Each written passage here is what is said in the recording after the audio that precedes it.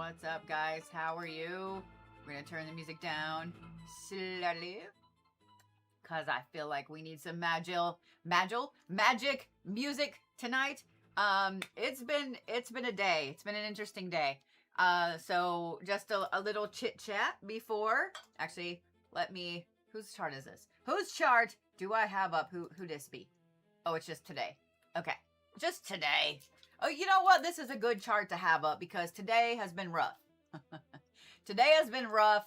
So I wanna chat for just a minute before we get into astrology, okay? First of all, tonight we are doing Blueprint Astrology, Eclipse Blueprint Astrology. I'll be doing this over the next few days. I'll be on most of the day tomorrow and so on doing this. So if y'all want to get on the list, you can do so. It is on my link tree. But I want to say this first of all. Yes, I had to cancel my live last night. A lot of y'all reached out, and I'm not going to cry. Why do I want to, like, tear up? I love that so many of you guys worry when I'm not on my normal nights. I'm okay, obviously. But this heat is about to get me. Like, it's so bad. And I know, okay, it's not about to get me, but I'm just saying, like, it's bullshit, okay? And I know so many of you guys that are in the Midwest and this area of this, like, heat dome bubble bullshit that's going on. I know y'all feel the same way. I mean, if you're on any kind of blood pressure medicine, this is going to affect you really bad. And last night, I got overheated. I literally have it up in my face. My sugar's been doing this because of getting overheated. Anytime I get out in heat, it plummets. So yesterday, all I did, I went from my house to the car and my car to the house, okay? And I even pre-cooled down the car, right? To take my kid to work, come back, etc. I went out to check the mail, which is my drive. I don't have a 2-mile long driveway, okay? I think maybe 3 cars can fit there. I mean, that's 3 cars only because I live in a bougie neighborhood. I wasn't out much at all, but it was hot, cold, hot, cold, hot, cold, hot, cold.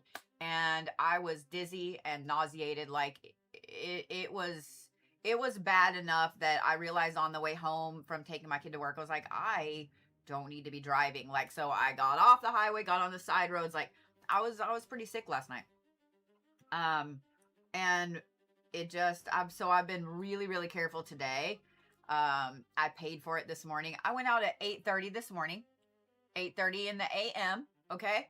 Sun is still kind of like, not really above the trees, right? Early. It was already 90 goddamn 5 degrees. It was already 90 fucking 5 degrees. I watered my plants. And before I could even get done watering my plants, I told Bear, I was like, we gotta go inside, homie. Like, I can't. Like, we gotta go inside. I'm dripping sweat. I'm like, fuck this noise. In the house we went. So I've kind of been, it's been rough. It's been rough. So 1, 2, 3, 4, 5. I have a 5-drink day. Big ass water. Yeah. I've actually drank a ton of water today, but I want to talk about something else, okay? First of all, if y'all are getting sick in this heat, I'm going to beg you, like, please hydrate. Grapes are good for you. Grapes have a lot of natural, watermelon fruit with a lot of water in it, okay? Liquid IVs, I can't drink a whole one at a time. They're a little too strong for me, but please take care of yourself. Please take care of yourself because I know a lot of y'all are on medications. Make sure check and see if it makes you heat intolerant because that's what my blood pressure medicine is doing. But I know some antihistamines, like things like that, okay? Please, I'm begging y'all to be careful, okay? Second, I have had a ton of people reach out to me about what the fuck is going on astrologically the last couple days. And I know that I did not do an astrological forecast this week because of all the eclipse shit. I've had a ton of y'all reach out, both on social media and then actual friends. Like, I've had 2 friends that aren't even in the astrology woo-woo stuff that are like, bitch, what the fuck? Like, my mental health is in the shit right now. Like, below the shit, in the dirt, below the shit, okay? It's everybody. It's everybody. And myself included. Let me say that. Myself included. So if the last couple of days you have been feeling like you don't matter, like you're disassociated from everybody, like anything you've ever done doesn't matter, know that you're not alone. Know that you're not alone. If you've been crying at the drop of a hat, if you've been fucking depressed, if you couldn't get out of bed, know that you're not alone.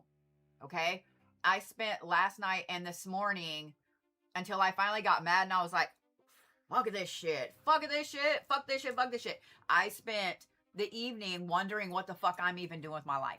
Like I did. I spent the evening like nothing you do matters. You know, that little dickhead. I'm just going to call him Arnold. I don't know why, but that sounds like a good name. But Arnold's over here like, hey, nothing you do matters, bitch. Like, you know, you ain't shit. You ain't nobody. Like, what are you? That's what I spent the evening. So I know that y'all have been in the same place too. And I wish that I could point to one thing and say, this is happening or whatever. But I can't. Now my conspiracy theories say otherwise. But, you know, I will say, weirdly, it seems to be getting better this afternoon. And it's weird. Weird. But if y'all have been in that headspace, know that you're not alone. And I feel like this is something that a lot of, I'm trying really hard not to be petty. My petty bones have been all the way out for everybody to see the last few days. I feel like this is a lot of things or this is something that astrologers and witches and woo-woo people and all of us in the spiritual community, we don't talk about enough, that there's a lot of things going on in the world that once you kind of tap in to, your spiritual side, once you tap into, you know, that empathy and all those things, you feel everything more. Because I'm sure every one of you has asked yourself, like, what the fuck? Like, I didn't feel like this as a kid. I didn't feel like this, you know, when I was a teenager or whatever, you know. Y'all have asked yourself, like, what happened? Like, no, what the fuck? The world is always a mess, okay? Let's start there. The world is always a mess. I personally feel like right now it is more a mess than ever, probably because it's in our faces constantly. So I'm gonna give you three things that can help. Try all of them, okay? Take these ideas, run with them, you know, like tweak them to what you need. But I feel like a lot of people in the witchy community and the spiritual community and stuff, they gloss over this and they kind of pretend like it doesn't exist, right? Oh, here's a spell for self-confidence. And use this herb or this crystal or whatever. Bitch, that still don't fix what's going on in my brain with Arnold over here like, right? I will say this. I came across a video the other day where there was a girl and she said, you know what? If you just name that little shitty voice in your head, those of y'all men's that are watching, no offense, okay? But if you name it a man's name, then it's easier to ignore. Goddamn right it is. That's why I don't know. I started calling mine Arnold. I don't know anybody named Arnold that I dislike. Actually, I don't know anybody named Arnold, period. So I was like, Arnold's a good name, right? But I think that people gloss over it. And I think that a lot of the spiritual community is too big on toxic positivity and not addressing that there's actual shit in the brains sometimes. Not shit for brains, but shit in your brain that's just leaking down into every emotion you have. So here are three things that you can do. And a couple of them are like so stupidly obvious. But what I want you to think about is when you are really, really in that really nasty, gnarly mental health aspect of your day or week or whatever is going on, do you really sit and go, okay, what are the basics? I have to do a check-in with myself, right? Anytime I feel like shit, I'm like, all right, we're going to check the sugar. We're going to check the blood pressure. Have you eaten today? Have you pooped today? Have you drank water? You know, like I have to go through the little kid scenario with myself. So the first one is this. Go touch some grass. Now, obviously, if it's 9 bazillion degrees outside, like if you're in Oklahoma, okay, don't go outside.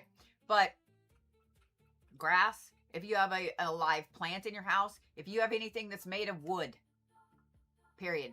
If you're a witchy soul, you should have wood. Okay? Seriously. Those things are extremely grounding. I don't care if it's a bamboo spoon, that's wood. Okay? Those things are extremely grounding and they still carry that vibration of that organic matter. Okay? If you can go outside and touch some grass, do it. Do it. That's part of what I did this morning. And then I was like, and I'm overheated. And so I go. Grounding, we all kind of make fun of. We need to do it really badly, but we also, even in the spiritual community, we kind of look down on it. We're like, did you ground? You know, like, did you ground, bitch? You know, we kind of make fun of it. But the thing is, it's really, really vital. I have a pair of shoes that I found. I've told you all about them before. I got them at Goodwill for like $3 fucking bucks, right? But they have leather soles on them. They're all leather. They have leather soles on them. Like somebody didn't even wear them. They still had the brand new tags on them.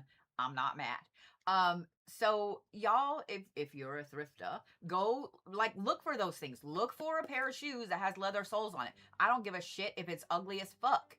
Okay? Ain't nobody gonna see it. Those are your grounding shoes. Okay? Period. Unless you've got it like that and you're ordering the copper grounding shoes and shit. The next one is simply peppermint. Any kind of mint. Mint tea, mint candy, like mint essential oil, whatever. Mint is proven to wake the brain up, and mint is also proven to help you kind of with your mental health. I have little, like the little starlight mints, you know, at Christmas. I have a problem because I love the soft ones. I fucking love those bitches. I'll eat them till my mouth is raw. So I might hoard those at Christmas time. But anything like that, mint will help. Okay? Mint tea, a mint candy, having a little diffuser or something with some drops of mint in it. Say you don't really like to eat it, but you like the smell of it. Hell, put a couple of drops in a cup of water in front of you. It will smell. Okay, just don't drink the water. But y'all see what I'm saying. Mint will help. The last one is you need to give what is going on in your brain a name. Acknowledge that it's there. Okay? Like earlier, I was talking to Sass on the phone, and I was like, so I got a confession. I've been in a really shit place mentally today. And she was like, what? And I was like, it's not because I want somebody to tell me that I'm really cool, because I don't. I just need to give a name to it. Okay? I just need to say, hey, I am feeling today, right now, this morning, like I don't matter. Right? Like nothing that I ever do in the world will matter. And I just need to words that so it can take its little fucking skank ass dollar store trash bag bullshit down the street, right? So give it a name, like vocalize it. Even if you are by yourself, vocalize it, right? Like, okay, well, my mental health is shit today. Like, I am feeling like I'm never going to get healthy. You know, well, I've got this problem, this problem, this problem, this problem. Give it, vocalize it, right? And because when you vocalize it, your brain goes, oh, okay, now it's not a thought swirling in my fucking head. It's a word. It's out there. I know that sometimes that's really hard to do. It is. It's really, really, really hard to do. And like I said, I think that every spiritual creator out there, myself included, okay, so please don't think I'm like, oh, them, myself included, we have times where we become almost like toxic with the positivity, you know, like, no, everything is fine, you know, blah, blah, blah, blah, blah. Dude, everything is not fine all the time, right? It's not fine all the time. When you feel like shit, it's not fine. When you feel, you know, run down, it's not fine. When you're tired and you're like a cranky little 5-year-old, it's not fine, right? When you really, really wanted hot chicken nuggets from someplace and they're closed, it's not fine. You know what I mean? I'm just saying. So give it a name. But those 3 little things will help. I promise you that they will help. From there, you may explore the witchiness of the world to get better, okay? But it has been, back on the conspiracy theory, it has been disproportionate today to how many people have reached out to me. Either I've been answering messages all day because I've been sick, and so for those of y'all that I had to move your appointments today, I love you for that. Thank you. I knew that wordsing was not going to be the goodest for moi today, okay? Um, but I've been answering messages. I've been answering social media messages. I've been answering text messages. My phone has been blowing up today with people, my just personal friends that are like, bitch, what's up? Like, is there something astrologically you're not telling me? And Sass and I talked about it a little bit earlier too. And I don't know. I don't know. Conspiracy theory me says, you want to hear it? You want to hear my conspiracy theory? It's really out there, but, oh yeah, Sass was laughing earlier. I said dirty dollar store trash bag about somebody, and I thought she was gonna lose her shit. She just reminded me on YouTube over there. Yeah, but think about it. Dirty dollar store. That rolls off the tongue really well, and that is the greatest insult because it's not like you're gonna get flagged or somebody's gonna be mad that you call them like a super cunt or something like that. You dirty dollar store trash bag. Take your ass on down to the Walmart dumpster. Like, come on now. But think about it. Like, it's pretty funny. Okay, anyway, do you guys want to hear my conspiracy theory? Because we're going to get real deep in the conspiracy. Ready? Ready, set, go. So, what if this one time in another timeline? What if this one time in a storybook movie? There was shit being pumped, whether it was in the atmosphere or whether it was in the dirt or whether it was in the ocean or whatever, to cause changes in the weather. And those weather changes also caused a lot of anxiety, mental problems, depression, etc. And then they also caused fires, flooding, etc. to get people to move out of certain areas, because if you're not in the area, it's easier for them to take it over and build what they want to build. Just saying. Just saying. There's a lot more that I could go into it than that, but I don't want to get the flaggy flagged on the talk of the tick, right? But because today, like, I was talking to Sass about this on the phone earlier too. Like, I heard something that I haven't ever heard of before. And maybe because I haven't paid attention, right? You know, like the red car theory. You don't pay attention to all the red cars till you own a red car. But I've never heard of a flash drought. When they said that on the news earlier, I was like, the fuck is even that? What is a flash drought, right?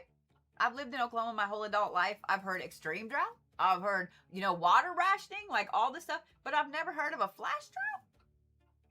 So I don't know. It was fucking weird. And so my whole brain was, I was like doing this, right? But it's just odd. And what really fucking sucks about all of this is that your brain wants to go, come on now, that conspiracy theory was way out there, B. That's a movie, okay? And then the other part of your brain goes, yeah, but anything is possible. Like, just tell me when I ain't got to pay my light bill. You know what I mean? Yeah, see, y'all are kind of with me on the flash drought. Droughts do take time. And I know that there's parts of Oklahoma that, especially in the summer, they're constantly in a drought because the desert is fucking shifting over and we don't get the rain like we used to. And it just, I don't know though. Like, I noticed last week, okay? In fact, I even sent Sass pictures of my yard. Like, all the yards in my neighborhood are turning like crusty brown. It's bad. I actually haven't even noticed neighbors watering their lawns. Like, at night they will, which is smart. Don't burn your grass up, even worse. But most of my yard is brown. And you can see, like, in the dirt at the edge of my driveway, there's cracks, like big ass cracks in the dirt. That ought to tell you. But I saw that now Tulsa, all of Oklahoma is under a drought warning now. And a lot of Oklahoma is under extreme drought. The vast majority of Colorado is under an extreme drought warning, like the maroon danger. I have this really sinking feeling that we're fixing to have a lot more wildfires. And so then, of course, the conspiracy theory goes off again. Like, is it where they're trying to build data centers and people are saying, hell no? I don't know. But anyway. But I just kind of wanted y'all to know, like, if you've had a really shitty mental health day today, yesterday, you aren't alone. You are not alone, okay? And I'm sorry that I wasn't on last night to kind of be a little bit of an anchor, but yeah, I was not feeling that great and things were not staying down where they were supposed to stay. We'll just put it that way. So, so yeah, I just wanted to make sure you guys knew, like, you're not alone, okay? You aren't. And it's so weird because depending on where you are in the United States, in the world, etc., also I was noticing too that certain areas are more prone to feeling like nothing they do matters, and others are prone to feeling bad about themselves physically, and then others are hyperactive. I'm on top of the world, everything is hunky-dory, I'm winning this bitch. It's the weirdest thing. Ooh, my nose is itching, somebody's talking about me. I triggered the flocka cameras. I triggered the brigade, they're coming for me. Not. Anyway, was a joke, TikTok, goddamn shit. But I notice I have too much of a spicy brain, and I'm an obsessive researcher, and patterns pop out to me. So yeah. But that being said, let's start to get into astrology this evening. Wow, I don't know why I had to make it sound like that, but it just sounded better. Astrology. I can't even do. I need to have a better deep voice. I got like Kathleen Turner's younger sister deep voice. Anyway. Anyway, I haven't worn these earrings in a while, and now I remember why I don't wear this particular one, because then it does this shit, and it's like, what's up? It looks like a weird-ass microphone. So we're going to tuck it under the hair. We're just going to let it go. Let's see here.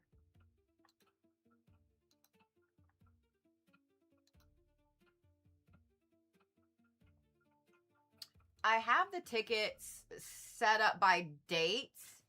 So I have only 15 for tonight, 15 for tomorrow. I will probably add more to it tomorrow. And then 15 for the 18th. But tomorrow I'm going to be on most of the day and in the evening, so I'll probably add a few more. I have 8 people on my list as of right now for tonight. 9 people, excuse me. 9 people on my list right now for tonight. No, I don't. I have 8. I can't count. The other one is, I have 3 for tomorrow. Don't listen to me. My brain is not here, apparently. So there's only 8 on the list for tonight. If you want to get on the list for tonight, there's still time. These are a little bit more expensive, and I'm going to tell you why. These are $66 because I am looking at multiple things in your chart, like a lot, okay? And you'll see as I do the first one, like exactly what it is that I'm looking at. It is an intense amount. So let me pull this up and start finding the things that I need to find. Let me put that part down because there are certain things that I have to have on here. I have got to get, I cannot figure out how to get my other monitor working, and I really think that it's just Ivan being a dick. I really do. I really do at this point. Anyway, here we go. So let's see. We gotta have...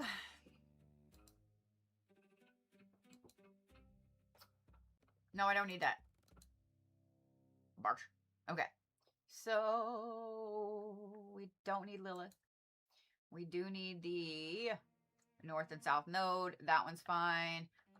Do we really need... we can leave all the planets on there. It's fine. Everything is fine. And then let's see if we can find this one. It is... Bet. Phoenix. Sorry. Fucking can't. I fucking can't. Alright. This is not anybody's charts. This is just right now in Tulsa, Oklahoma. So right now there is a baby being born in Tulsa, Oklahoma with this chart. That is too many Gemini placements. Wait. What we got? Why do we have Kali on there? We don't need... We don't need it. We don't need it. And we don't need it. I was like, why? Why is that a thing? Because user error. I've said that a lot. Because user error. Oh, look, it knocked off a bunch of Gemini shit. No offense, Geminis. Knocked off a bunch of Gemini shit. I've said user error a lot lately. It's been so bad. All right. So, let me hide this por uno momento, por favor. I've been trying to speak more Spanish lately because I've been learning for a while and I just need to start speaking it. I just am not... I'm scared too, and I don't know why. I literally have grown up in Texas, Oklahoma. Like, I don't know why I'm worried about it. I hear it spoken on a daily basis. So, probably because my kid makes fun of me. Brody makes fun of me. All right. So, Jennifer W. is first. Or maybe it's because look what I do for a living and I feel like I have to be theatrical with it. ¿Dónde está el baño, por favor? Sorry. All right. Are we ready? Where the glasses be? You know what? I feel like we need to go big or go home, right? Go big or go home? Yeah. The answer is yes. All right. Go big or go home, motherfuckers. Here we go.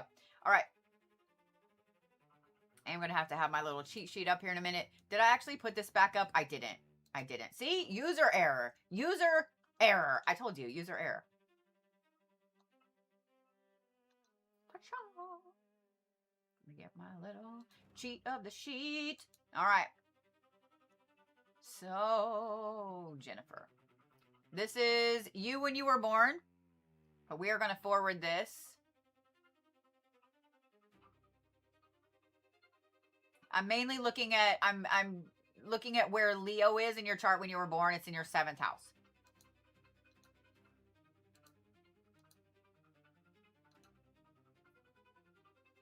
All right, right now. Leo is in your 5th house. Ooh, it is all over your 5th house. And you have 4 things in Leo. Why did I do that? We're not doing that. And then you have this gorgeous, crazy triangle of red. All right. So, I'm going to tell you all these different points. I have my cheat sheet up over here because my brain has been everywhere today. My brain has been everywhere today. So, I'm drinking enough caffeine to keep a horse awake for 3 years, but let's hope it doesn't happen to me. It will, and then tomorrow I'll bitch. Actually, I slept like a rock last night, so I'm not gonna. All right. So your eclipse house right now is this 5th house, which is inner child, creativity, how you interact with the parts of you that are still 5, basically. So the lunar eclipse house, which is what is going to be completing, that is your 6th house right here. And your moon is in your 6th house. Okay.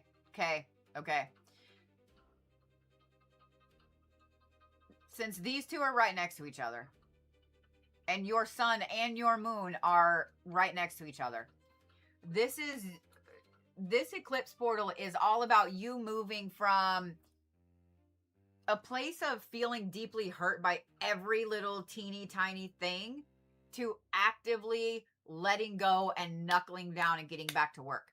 So if you've been feeling like you're ready to leave old parts of you behind and really intensely move into new parts of you, that tracks completely with this. South Node.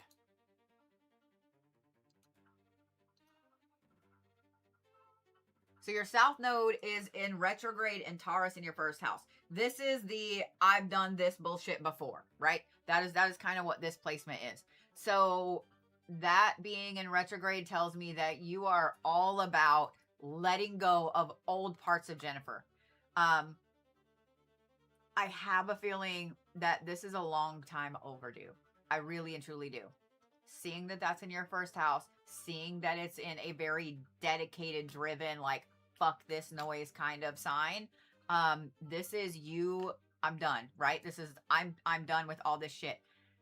The fact that the eclipse energy is in your 5th house with that kind of childish energy, that is you letting go of things in a magnificently petty way. I mean, the petty bones of me right now are all the way here for this. The North Node, this is where there's growth, there's new territory. Like what are you grabbing with this eclipse? It is also in retrograde. It's in Scorpio in your 7th house. So that is interpersonal relationships and all of those things.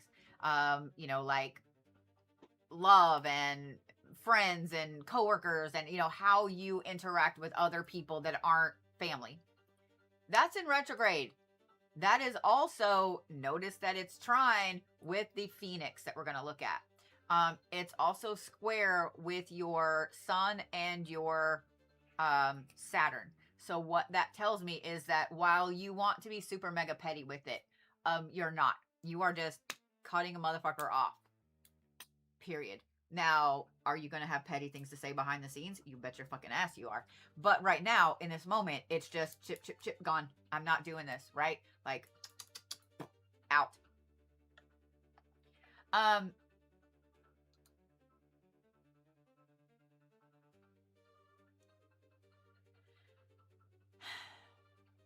This is heavily moving from what you have always been comfortable with and comfortable with in relationships to fuck you, this is who I am now.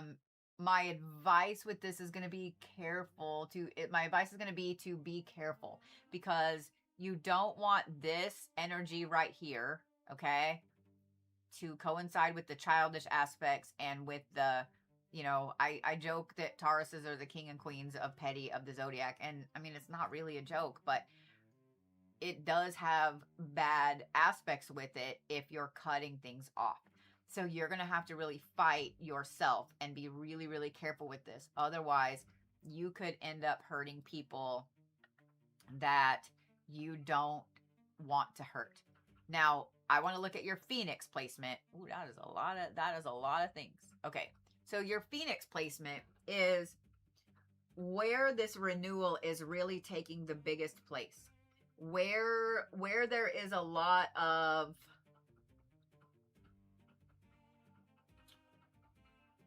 bringing yourself into something brand new. Random rock on my desk. All right, we'll play with it. I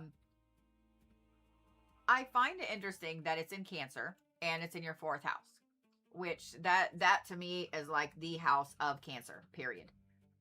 Home, roots, family, traditions, things like that. Notice that it's not really getting along super well with this retrograde.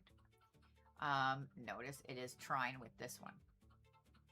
This to me signifies a lot of cutting off of toxic family members, cutting off of toxic people that have been keeping you away from family.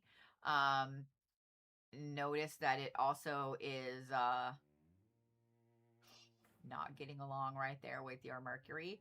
This is straight up just blocking motherfuckers energy. You aren't looking at the spiritual connotations of any of this. You're just cutting people off. Just that's it. I think that this is definitely something that needs to happen. I think that this has been a long time coming. And I think that all of these things that I just talked about in this, when I say a long time coming, this is not just, oh, well, you know, so-and-so has been a dick to me for a decade and now I'm finally cutting him off. This is something that has been brewing inside of Jennifer for a while. This is something that you've really been thinking about and mulling over in your head and trying to give somebody every benefit of every doubt that they could possibly have before you cut them off. So when I say that this has been a long time coming, I don't mean that you've been planning this big escape for a long time. I think a lot of this is starting to fall into place like that. There is no thinking it over. It's just happening. And like I said, I pointed out that Leo is ruling your 5th house. So while you're letting go of shit that used to be comfortable to you and bringing in stuff that is brand new and crazy and so on, there is a really amazing aspect of this that I don't want you to overlook, because sometimes cleaning house. Ooh, my nose is itching. Someone's talking about me. Sometimes cleaning house with people overshadows other things, and I don't want that to happen here. So all of these placements right here that are in your 5th house right now, dude, that is your Venus, your Mercury, your Sun, and your Saturn, all in your 5th house, all in that creative house. So while you're at it with this whole let's do a complete rebirth aspect, let me get back to what matters and roots and so on in my family, your Phoenix is in your 4th house. What about getting back to those old creative avenues and aspects that used to just thrill you to be able to do them? Whether it's, something super creative like drawing or painting, or whether it's writing, or whether it's, I don't know, maybe some of y'all like the maths. I don't like the maths, but maybe you do. Whatever it is, your creative outlet. Look at all the different ways that you can add that creativity back into your life and into the new part of your life. Make room for it, because if you let that go, I think that you're going to feel like something got left out of this eclipse portal. I also want to point out this placement right here, your Mars placement, okay? We talked about your moon being in the 6th house and you going from, the solar part to the lunar part. So this eclipse, while it's during Virgo season, is also in Pisces. Pisces is ruling your 12th house. Having your moon and your Mars directly across from those Pisces placements in Virgo, that's a lot of like knuckling down and making something out of all of the pieces that are left over after you cut everybody off. What kind of Mod Podge craziness can you make with these pieces? What kind of interesting spiritual practices for Jennifer can you start to put into place to bring more personal power to Jennifer? What kind of work practices and health practices and all of that go with that 6th house can you bring in to help you get back to being in tune with yourself spiritually, since the eclipse is going to really affect you in that 12th house? I think that at the end of this lunar eclipse, the endings, the things that you cut off, the things you put an end to, it's almost like looking back over a scorched earth policy behind you back there. I have a feeling there are going to be some casualties that you probably didn't expect. And so you need to kind of mentally, emotionally prepare yourself for that. But that being said,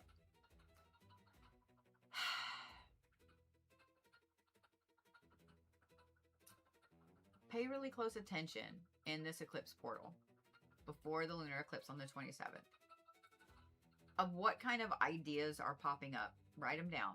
What kind of things are left in the wake after you cut somebody off? Write them down. Like, make sure that you're writing, recording somehow, all of these things. Because I think they're going to tell you a story when you get to the lunar eclipse. There's a lot of endings, dude. If you're really wanting to make this big change, if you've been manifesting this big, huge change in your life, here it is. Here it is. Like it's landed right in your lap, dude. Okay? All right. I don't even think y'all can hear it on YouTube over there. My sorry. I'm over here dancing and YouTube doesn't even get YouTube doesn't even get the privilege of hearing the damn music. All right.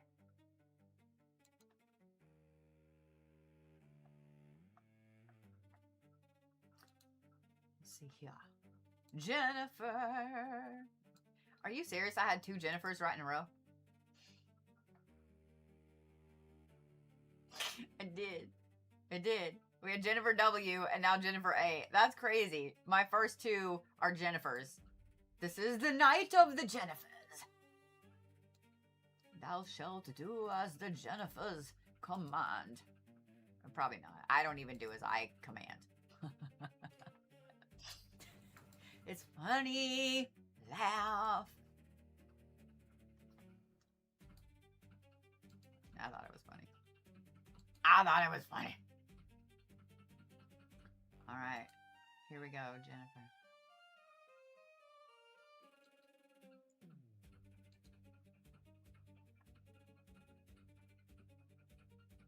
Get all my shit back together. Kabam. All right.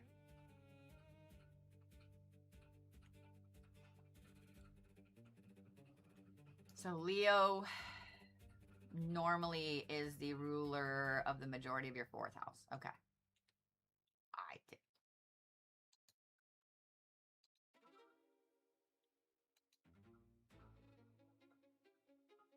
I see you over there, Material Girl House. I see you over there. Look it, look it, look it.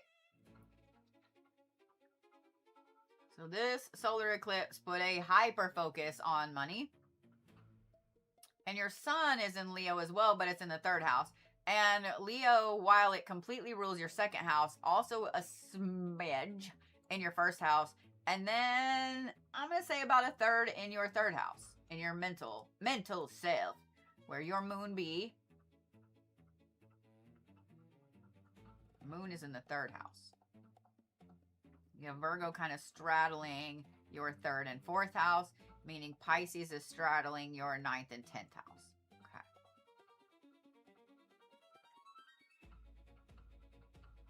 All right. I already talked about it, and we're going to start here with this 2nd house craziness. So what is it that this first shadow, this first part of the eclipse brought up?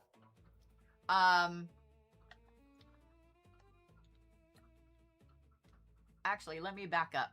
Jennifer W., I did not give you your kind of transformation word for this eclipse. Or for this eclipse portal. I'm going to give you the word. You ready? Found. F-O-U-N-D. Found. And I think you know exactly what that pertains to. Found. Now, to the next, Jennifer. To the next, Jennifer, we go.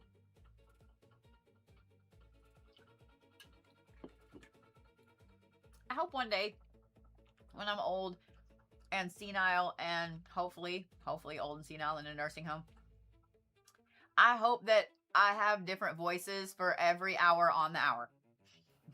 I hope that all of the stupid ass random accents that pop out because I have goddamn epilepsy that fucks with my brain, I hope that all of the things start to pop out and I have the nurses laughing so hard that they all have to wear Depends because they're pissing themselves on a daily basis from trying to give me medicine. And I'm saying, thou shalt not pass, and waving a bedpan at them like Gandalf. Like, I really and truly hope that for me. I hope that for future me.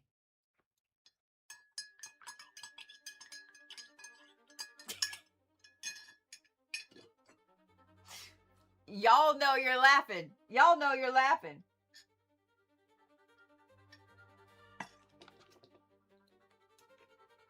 Sorry, my son be texting. Or my son be calling.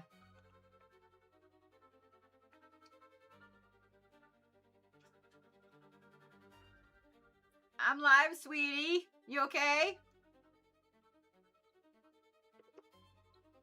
All right. So, back into the Jennifer. We talked about this 2nd house. And what I find really interesting about... Aw. You're okay, sweetheart. I'm live a little earlier than normal. I love you. Can I call you here in a little bit when I go pick up your sister about 9 o'clock my time? Question mark. Aw. I'm gonna have to... Hold on. Y'all have to see this shit. Y'all have to see something because this is the funniest fucking thing. And this was 100% my energy the last couple of days. Okay? So I have to show you the incoming baby picture. Okay? I'm just letting you know. Incoming baby picture is the cutest fucking thing. And I'm just get ready. Okay? Just get ready. Because I think a lot of you guys are going to go, holy fuck, that is... That is 100%. Okay, okay. Let me find it. Hang on. Display capture. Window capture. There we go. Are you ready? Are you ready? Are you ready?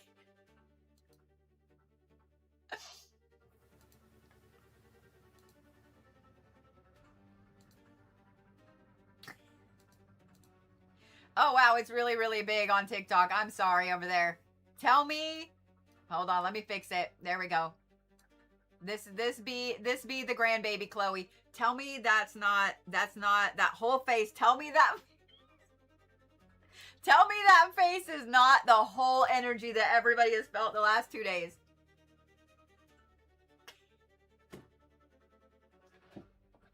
Tell me that's not. Tell me that's not. When Allie sent me this picture, I almost spit my coffee out. I'm not gonna lie. They were snapping pictures, and I guess she got splashed or something, and she didn't like it. And I was like, oh God, that is so my energy.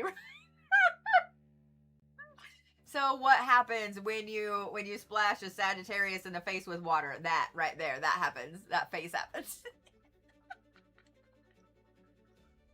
But I had to share that with you because that's funny as shit, and you know it. All right. You're welcome. I had to share that with you guys. Like, I had to share that with y'all. It's one of my favorite. It's one of my favorite baby pictures of her. Like, that bitch is totally going up on the wall. That is totally going up on the wall. You know it, and I know it. You know it, and I know it. All right.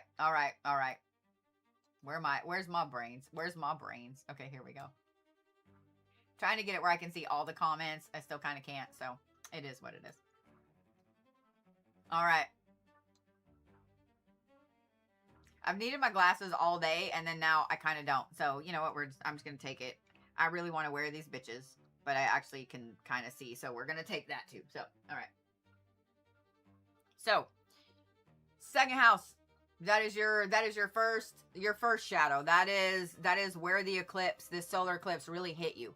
Meaning that your Mercury in retrograde in there, your Mars is in there, both in the second house. You're really hardcore looking at money, finances, budgets, the shit you have, the shit you don't have, the shit you want, the shit you don't want. Like, you're really hardcore looking at dollars and material things. I would not be surprised to know that you have really been looking at shit that you want to get rid of, shit you need to purge out of your house, bills you need to purge, like cutting stuff off, like, I'm done, I don't want to do this anymore, do this anymore. I think that that is a glorious thing, and I think that it is going to be an intense one for you. Notice that I also said that part of your third house, about a third of it, is in Leo as well. This encompasses where your sun sign sits in your chart right now. This is huge because that's your mental self. That is your mind. And if you look at this, bam, this is tied into a lot. It's tied into a lot. The things that you're like, look at all the gorgeous triangles, man. Look at all the trines in there. All the things that are working together for you to really take charge of what you want to take charge of. The fact that 2/3 of your third house are in Virgo, which is what the lunar eclipse is in. Well, it's during Virgo season. It's in Pisces. There's going to be a lot of back and forth with this. There's going to be a lot of, some days you feel great and some days you feel like shit, right? Because your Pisces is up there half over your 10th house and half over your 9th house. Well, 2/3 over your 9th house. In other words, the urge to run away is very, very strong with Jennifer, okay? The urge to say, fuck this, fuck that, fuck you, I'm out, is really, really strong. But thankfully, you have your Jupiter over here in retrograde in Aquarius, and so you're overthinking that, you really can't just say fuck it to everybody and everything and take off to China or wherever you're wanting to go. Your moon being in the 3rd house means that this lunar eclipse, the closer we get to the 27th, this is a fuck ton amount of shadow work, dude. A fuckuckery ton amount of shadow work, okay? Nobody likes to hear that at this point. I know. I don't like to hear it. Y'all don't like to hear it. I don't like saying it.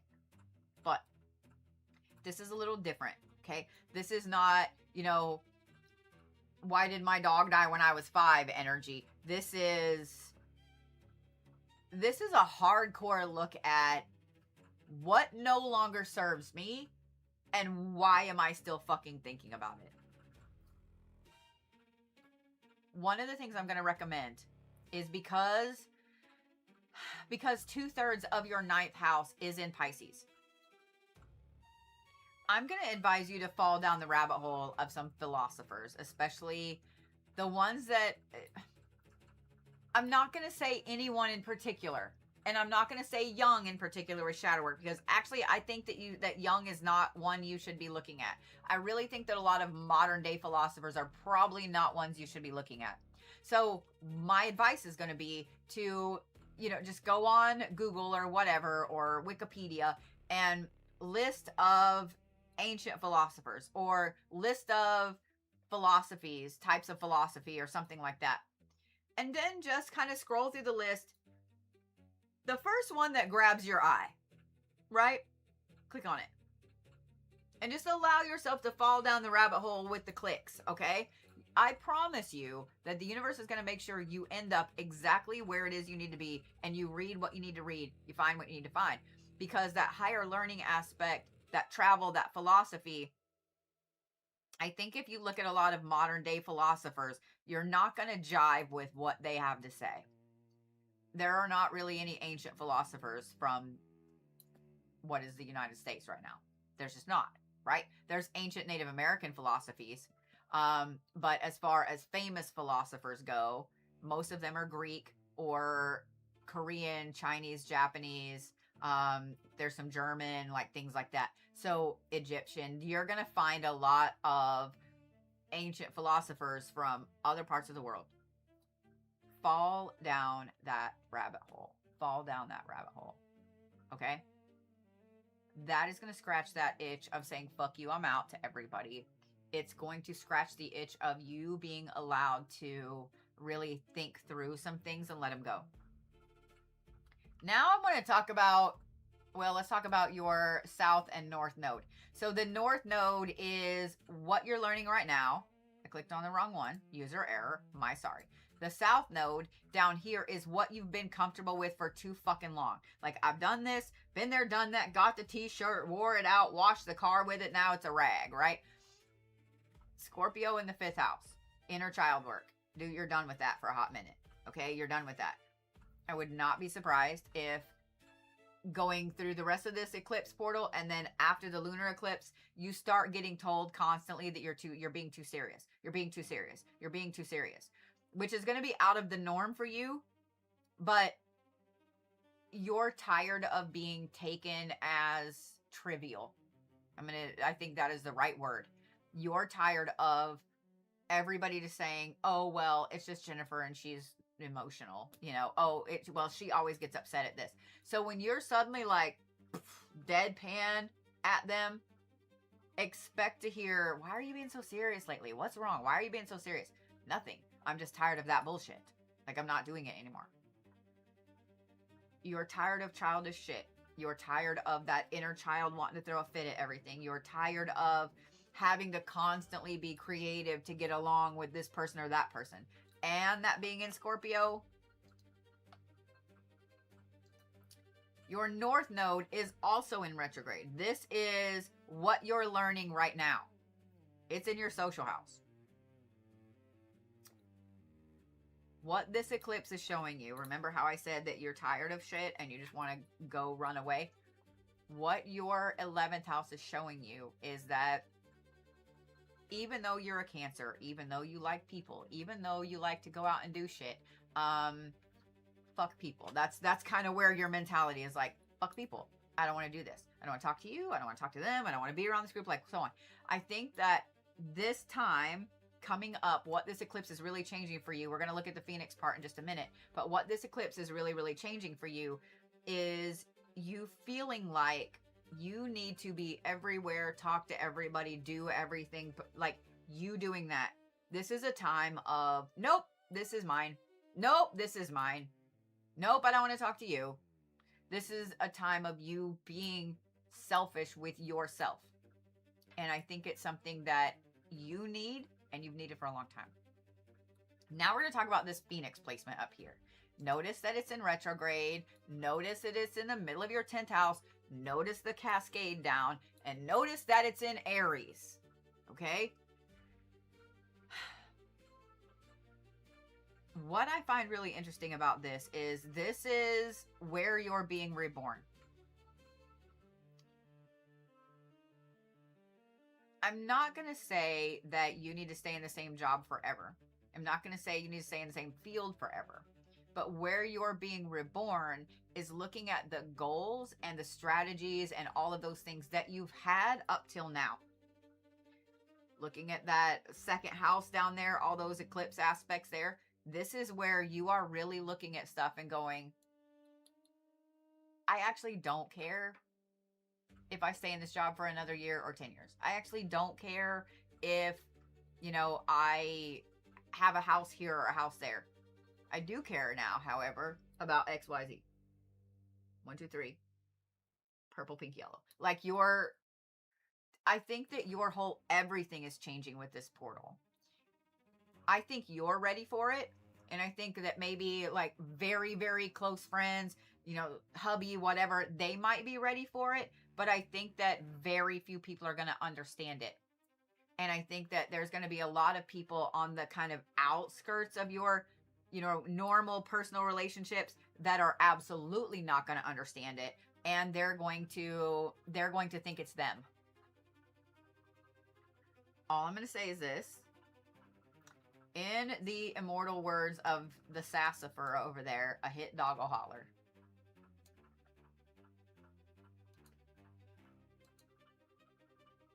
Just saying what I'm saying. I'm just saying what I'm saying.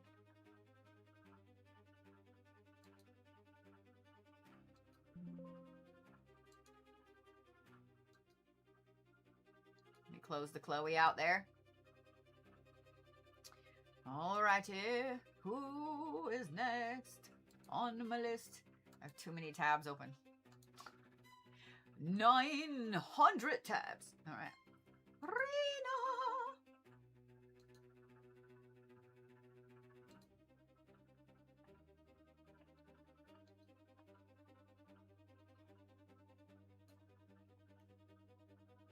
I think that this is an ocean jasper. It's really, really fucking pretty. Hold on, let me show you. It's really, really, really pretty. It is like half pink, half green. But I'm pretty sure that this is an ocean jasper piece. And I'm pretty sure it looks like one of the Neapolitan candies. Doesn't it? Look at it. Oh, it's not showing very well on the camera. There we go. It's like super pink. Now I want one of those. I will not bite the rock. I'm pretty sure that this is one of the ones that we got in Denver that was broken. Pretty sure. Yeah, I'm like, where did you come from? Obviously, my desk. But I don't know. Just saying. All right.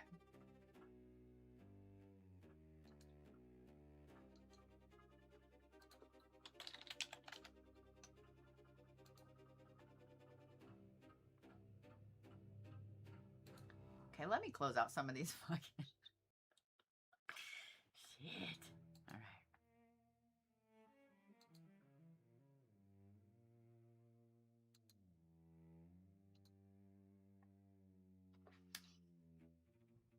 So, when you were born, Leo sits mainly in your 11th house, a little bit over in your 12th house, okay?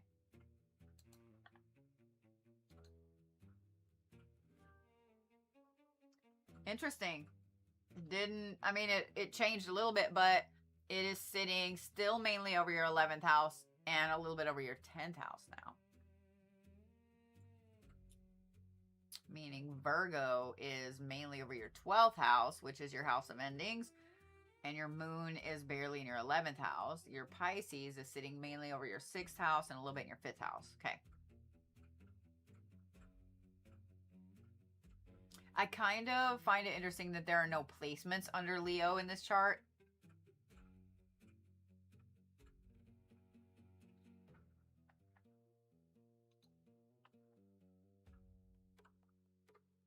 North node is not tied into shit, but your south node is.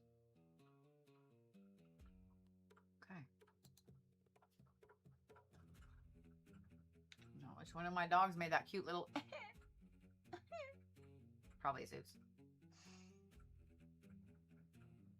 There's not a lot of aspects going on, but there is a lot of trines. Like of what aspects are there, that's a lot of trines. Okay. So what this solar eclipse brought in was a focus on two things. A focus on career and, you know, success and where you're going, because that Leo is almost half of your 10th house, but it's also 2/3 of your 11th house. So this really brought a renewed focus with what are you doing in the world? What am I doing in the world right now? And I don't think that this means anything like, what are you doing to change the world? What are you doing to save the world? It's just, what am I doing in the world right now? What is my purpose? What is my focus? Who should I be looking at? Who should I be helping? Where should I be going? Like, you're really taking a hardcore look at, I'm not going to say look, you're taking a hardcore assessment of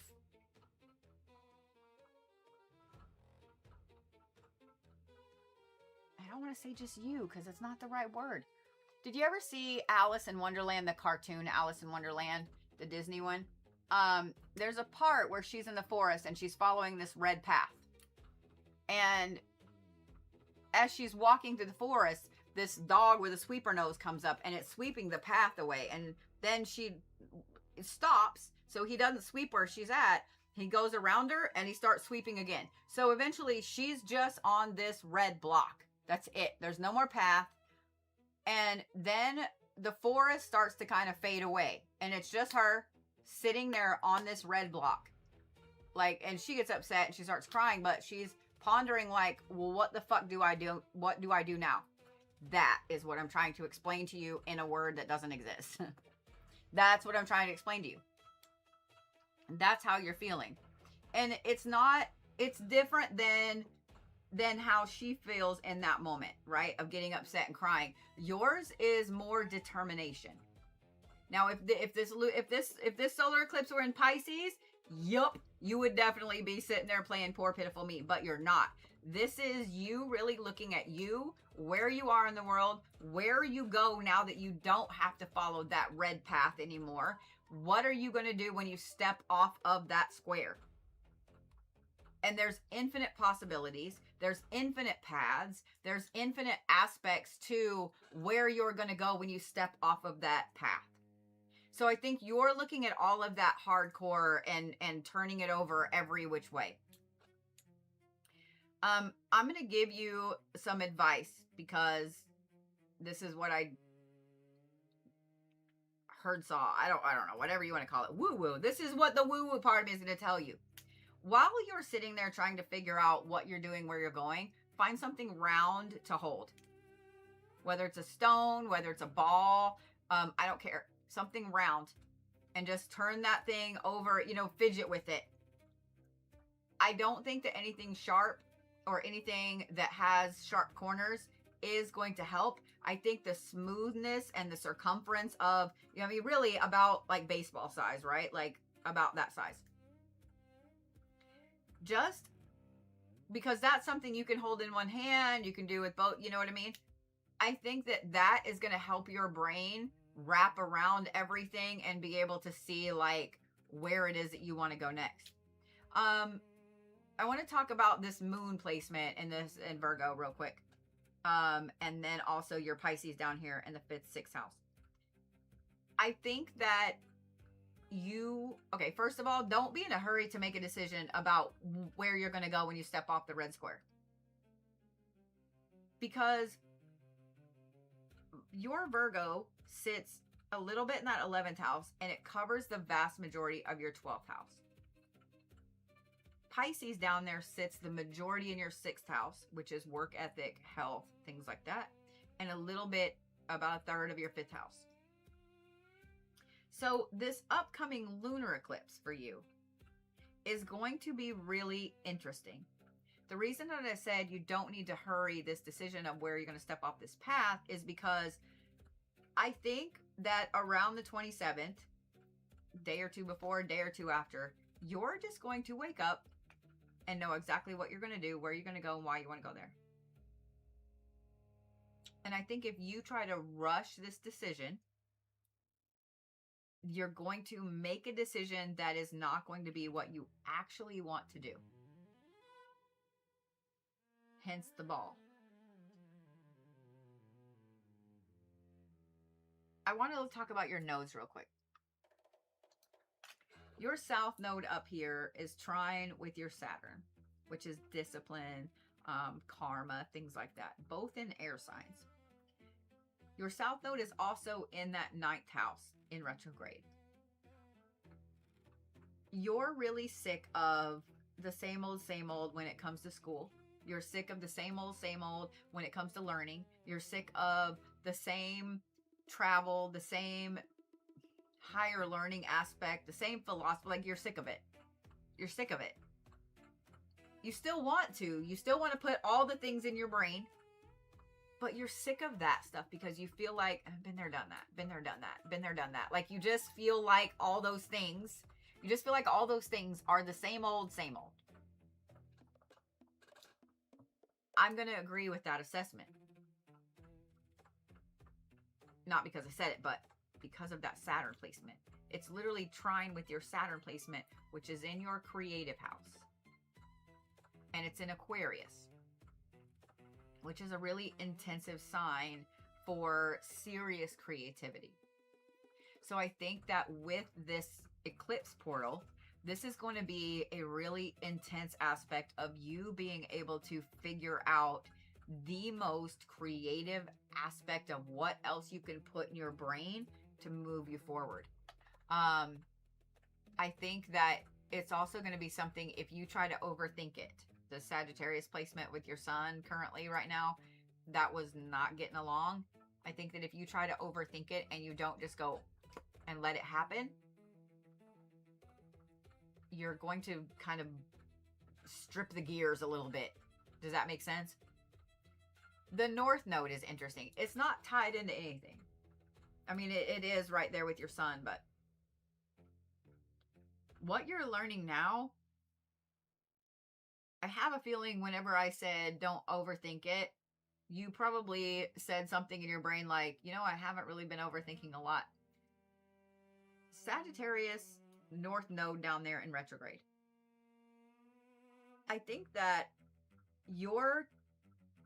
I know that normally you overthink everything anyway. I know that normally your overthinking is processing. It is really looking at everything. It is a lot of intellectual aspects with how does this problem or this thing or whatever fit into the world, fit into your world, fit into all the things. I think that's about to shift. And I think that the way that you have always approached thought processes about life or work or whatever, I think all those are about to left turn really quickly. And you may not be ready for that left turn, but at the same time, when it happens, it's going to feel so comfortable, like the best fuzzy blanket ever.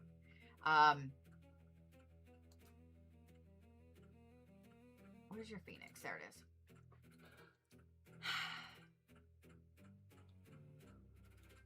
I would also not be surprised, or I guess I should say it this way. I would also be ready for how you view what you have to shift. I don't think this is going to be like a shift of you going, you know what? I do want that multi-million-dollar house up in the mountains or whatever. I don't think it's that. I think that this is a complete shift. You know, when we talk about how, oh my God, so-and-so sold all their stuff and moved to this country or that country. It's going to be that kind of shift. Like that crazy, like, all of this stuff here, I no longer give a fuck about. I'm going over here. Because your Phoenix sits in just barely in Sagittarius, but in your second house. This is money, material possessions, and so on. So I think that this eclipse is also making you really look at and change what it is you want, where you're going, and why you thought you wanted that thing in the first place. So don't beat yourself up too much for that, because I think you're going to. I think even though I say don't beat yourself, I think you're going to, because I think that you're going to fight with yourself about feeling like maybe you've been wasting time with working towards this goal over here when it's not really the goal that you actually wanted. So try not to beat yourself up too much over that. Okay. I didn't give Jennifer her focus word either because I am just braining. Your focus word for this, Rena, I have like 3 I want to give you. I'm going to say it. I'm going to give you one that's a little bit different than what I was thinking. And I'm going to say it. I'm going to say this tense of it on purpose. Intelligence. That is your focus word for this. Jennifer A. Your focus word. Did I give you a focus word? Now I feel like I didn't. Did I? I can't remember. I don't think I did I? Okay, I didn't. Good. I was waiting for you to pop up. The focus word that I'm going to give you is actually really fucking funny. Because I was thinking back, I'm like, oh shit. I'm going to give you a focus word. And it's going to make you giggle. But I don't want you to think of the smaller versions of these. I want you to think of the bigger ones. Okay? Are you ready? Cat.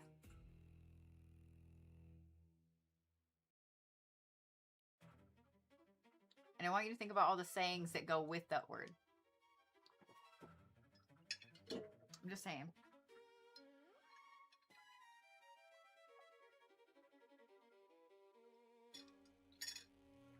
So that one's for Jennifer A.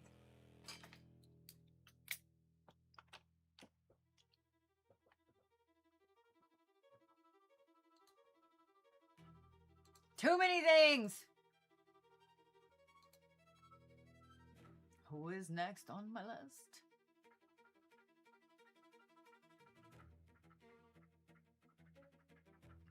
Tracy. So tomorrow, the first person on my list is Courtney W. And then I have Javier and Alexandria.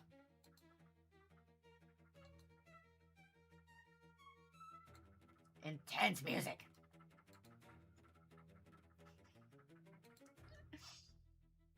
All right.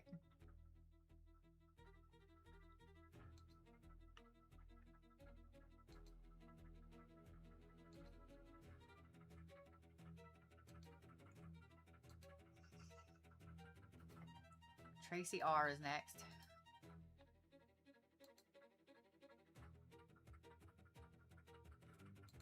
I like this one a lot. Makes me want to go do like baneful workings.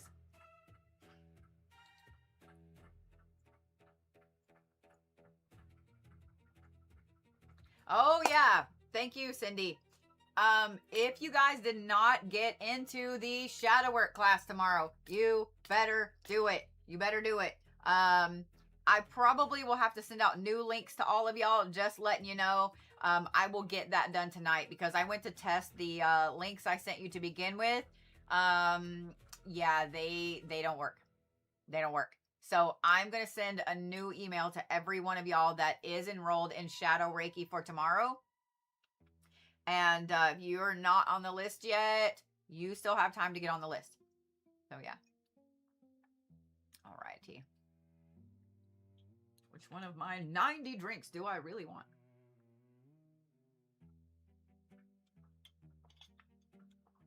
$10 a.m. tomorrow morning. Yep. 10 a.m. Central. 10 a.m. Central. And I'm gonna say this. When I was putting the class together today, like getting all of my notes all polished, Shadow Reiki, the course that I put together, is not a light form of Reiki. But I mean, I'm not really known for light forms of Reiki. I'm just saying, like, I'm not really known for that. So I'm just saying what I'm saying. It's definitely not a light form of Reiki. Okay. For those of you guys that are curious about how you enroll in the class, you have to do so on my website.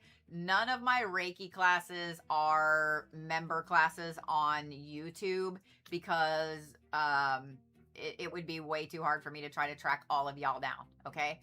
And it's also, if you paid money, like a lot of money for a course and then saw that it was like $20 online, you'd probably be a little pissed too, right? So I'm just saying. I take the Reiki courses very seriously. I do have all the certifications for the Holy Fire Angelic Reiki, and I probably just need to send them to Sass so she can help me send them to everybody. But yeah. All right. Tracy and all your Scorpio-ness. Okay, Leo absolutely rules your 6th house when you were born. No. Wrong. User error. Misinput. Okay, sorry. If you guys don't know what I'm talking about with the misinput, my kid fucking they love, well, both of my kids thought he was the most hilarious guy back in the day. But yeah, so misinput is something that's said in my house a lot. All right.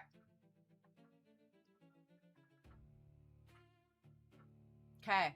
So your Leo is currently sitting almost all the way over your 4th house and a little bit, about a 4th of your 5th house. Means that Pisces is completely up here. Damn, could that be any more on the line? Okay, it's in the 12th house. All right. But it is in Pisces. No, it's not. It's in, okay. That was a little too close for comfort right there. I'm not gonna lie. When I saw that Phoenix placement right there, and I saw that, like, this is what threw me. I was like, why does it have the Pisces thing right there if that's not in Pisces?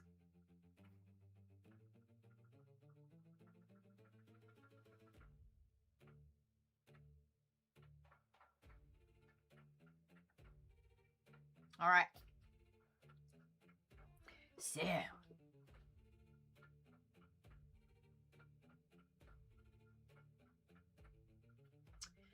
Leo ruling your 4th house. This is a lot of, damn. This solar eclipse brought a lot of your foundational aspects into the open and into question. I think that this has really made you, the solar eclipse really made you look at what foundations you're building for Tracy. And I don't think that it's so they'll change. I think that it is so you can make sure that all those foundational pillars are solid. I wouldn't be surprised if you have done a lot of just core cleanup for you, whether it's at work, at your house, spiritually, like with yourself, like whatever. I think that these are a lot of things that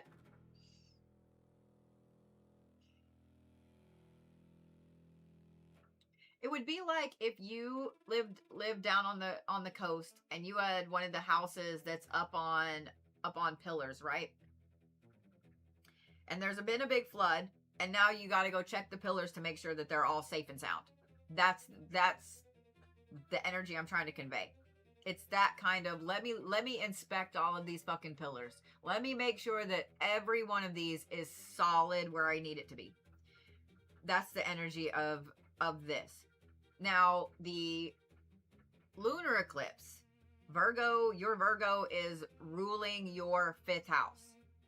Pisces is over your 11th house, ruling your 11th house.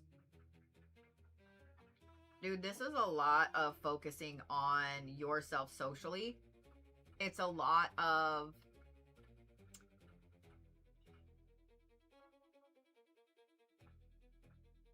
You know, I'll explain it this way. You know when you're a kid and you see the cool kids playing, right? And you want to be one of the cool kids because you really want to go play the game that they're playing on the playground, right? You want to be involved in the tag or in, you know, whatever it is. You want to go play that. But at the same time, you're a little nervous to go over and ask if you can play because you don't think you're cool enough.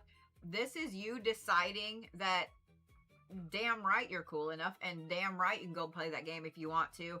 But maybe you don't like all the cool kids anymore. This is you deciding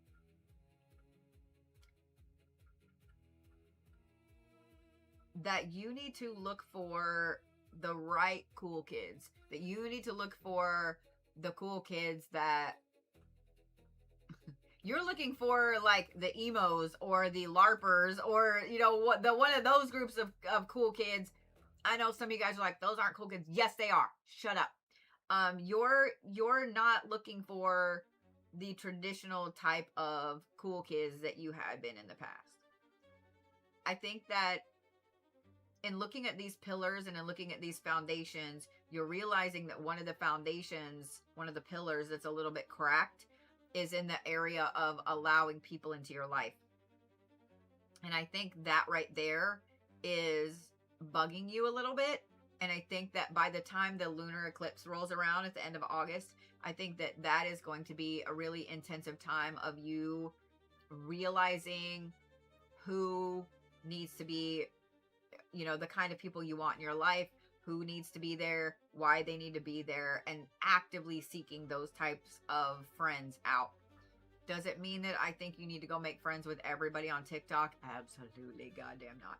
But I do think that this is you reaching out and you finding a lot of new roles and aspects for you that are going to fulfill you socially. I think that that is where this lunar eclipse is really showing you that you've had some things where you've been missing out. And you need to remedy it. Not, I'm saying you need to remedy it, but you're trying to fix that pillar.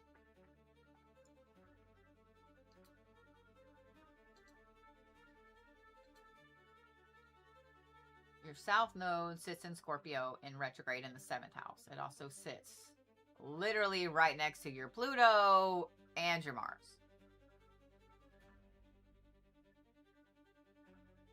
Okay.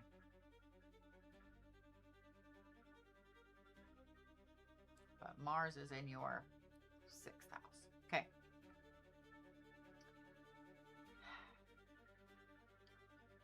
This kind of ties in with what I was talking about with that lunar eclipse.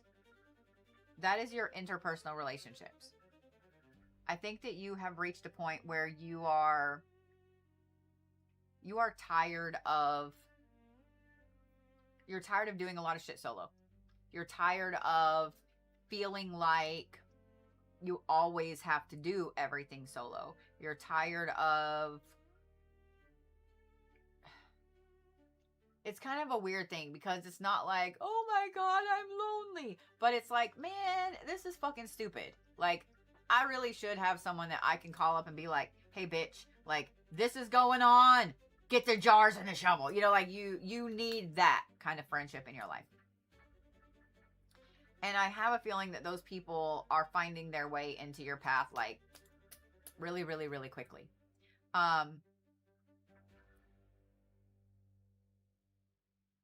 I don't think that this is going to feel in the moment like a huge deal, but it's a much bigger deal than you realize.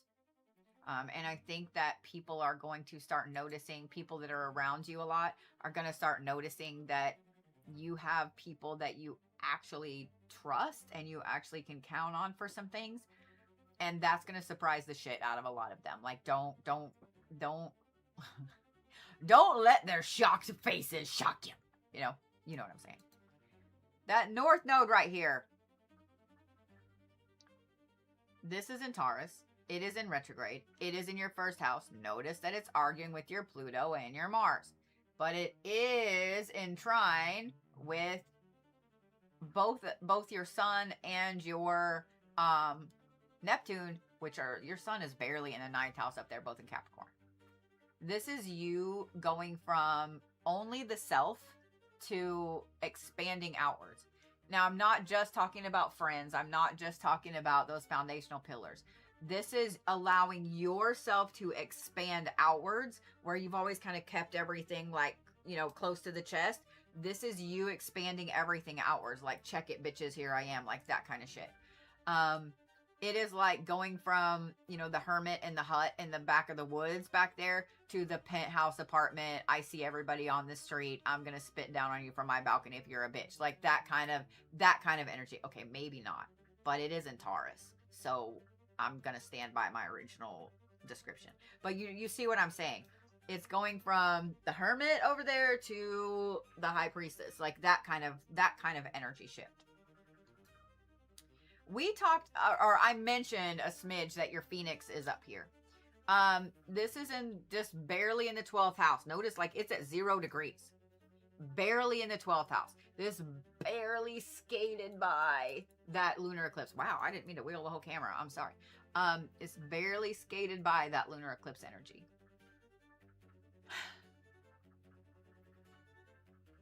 This is going to be a big time of a lot of endings.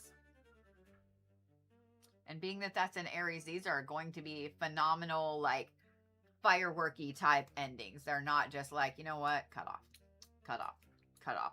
This is a complete fuck you all the way in your face, get the fuck out of my business. Like, it's that, okay? So it is going to ping a lot of this Taurus energy right here, because that's also where your moon is currently sitting. So this comes in with a lot of like, fuck you fireworks. Your fireworks are not going to be just like the big, you know, pretty ones that go off. They are all flying the middle fingers, right? Like, like that kind of shit. And I think that this is something, I think a lot of this is pent up for a long time. Not only do I think it's pent up for a long time, but I think that you have held on to things for so long, and you have let things go for so long, and just kept it like bottled up in the little box over there. And now it's a bomb, right? And now it's ready to shoot off all the middle finger fireworks. So I think that it's been a long time coming. And I think that it is also something that, I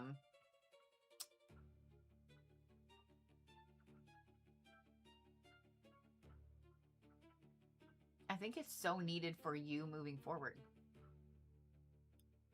Just saying. I'm just saying. I hope all that made sense. I hope all that made sense.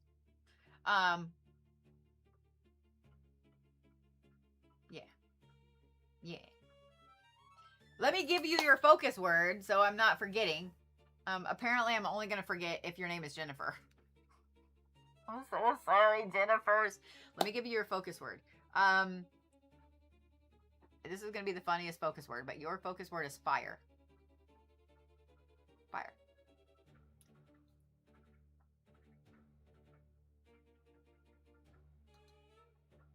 And thank you guys for all of y'all that have been joining over on YouTube. Thank you guys for, you know, y'all becoming members and things like that. I really and truly appreciate it and love all of y'all. All right, let's see here. I want to say this too. If you guys are not subscribed over on YouTube, you need to be. You need to be. The Bodhiverse is back starting next week. I've got a couple episodes filmed. I've just been like holding out until like when I wanted to put them out. I really wanted to start them on 7/7, but that didn't happen. And then I was like, the Lionsgate is not the right time for that.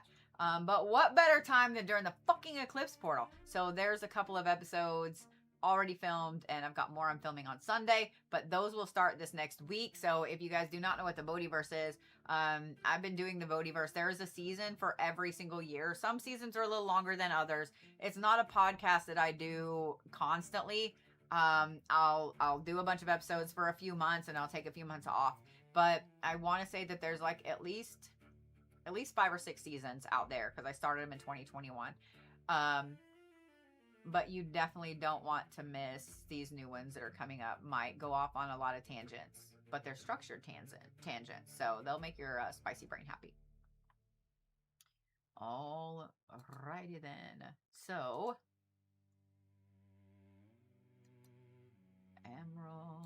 Emerald is next.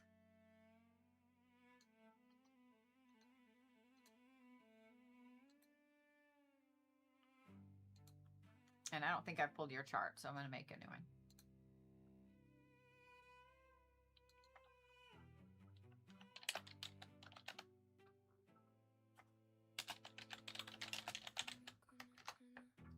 Why are you doing this? Why?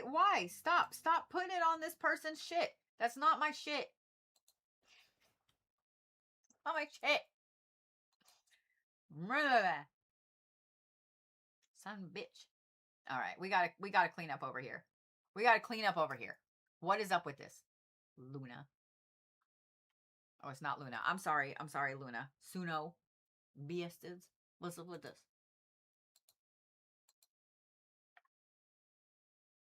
And I don't understand why it does this. Like, there's absolutely no reason. No rhyme, reason, not on nothing. It's bull of the shit. Bullshit. Some of these may now be on there twice. Okay. Okay.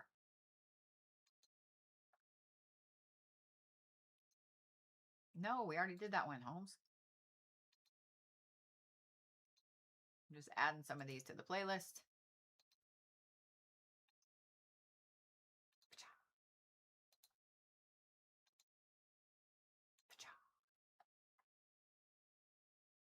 I'm sick of it, like, doing this shit and just moving into, like, there's no reason. There's no reason for it to do that. Aside from getting me in troubles. YouTube's gonna flag me, and then we're gonna have problems. Fucker. There we go. That's better.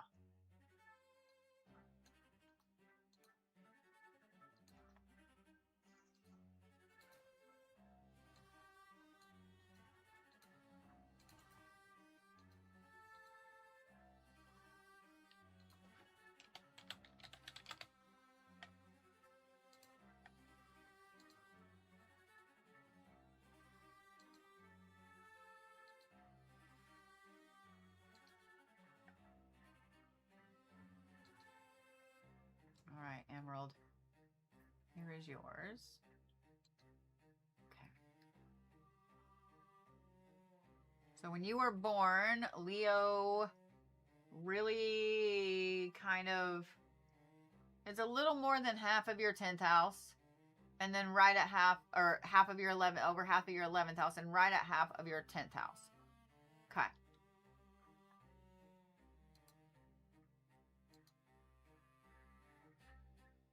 And now it solidly is the ruler of your 9th house. And your Jupiter sits there. Your moon is in Pisces. And your south node is in Pisces. And your Phoenix is in Virgo. Dude, I'm just going to say this right off the bat. Any of y'all that I see with your Phoenix in either Leo, Virgo, or Pisces, that's like a massive activation for you. This is a massive portal, a massive activation for you. When really with Tracy's, hers was as well. It was right on the line. But this is a massive change. It's a massive rebirth type of energy for you. So let's talk about this Leo energy first. Ruling your 9th house and having your Jupiter, your luck, your personal power, all of that in that 9th house. This solar eclipse really has made you want to run away. It's made you want to run away and do something amazing and never look back. It's made you want to start learning all the things, focusing on different things. It's just been like a whirlwind type of energy leading up to this solar eclipse, and it's still going with this eclipse portal. The fact that Virgo sits firmly over your 10th house, which is career, like it is completely spanning your entirety of your 10th house, and you have your Saturn there, which is your work ethic, your discipline, your karma. You have your North Node there, and you have your Phoenix up there in the 10th house. This is you. Well, hang on. Yes, barely in the 10th house. I was like, hang on, barely in the 10th house. You're feeling the need to I really feel like it's almost a 180 from what it is that you've been doing. You're considering career change, you're considering a shift, you're considering whether it's jumping ship to do something else or whatever. You have had this fed up moment of, I refuse to do this bullshit anymore. Having all those placements in Scorpio right now over your ascendant is not helping. Having your moon in Pisces is not helping. Having your moon in the sign of the lunar eclipse coming up is definitely not helping. Also having your south node in Pisces, definitely not helping. And let me see where this one is. 4th house. We're going to start here real quick, okay? Well, we already started. We're going to go here real quick. This is what you're fed up with. And the first part of this that I say coming out of my face, some of you guys are going to be like, oh my God, that sounds so harsh. And the rest of you are going to be like, yup. You're fed up with family.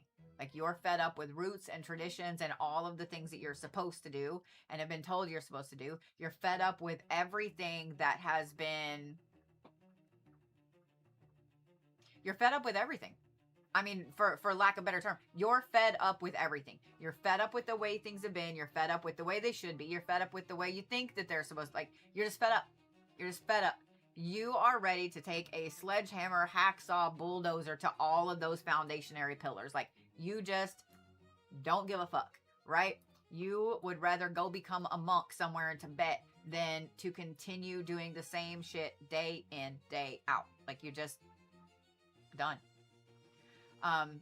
But that Pisces moon placement right now is keeping you locked there, because then you feel like, well, if I do that, it's cutting off everybody I am, or everybody I know, and everything I am, and like, so that moon placement is arguing with this big time.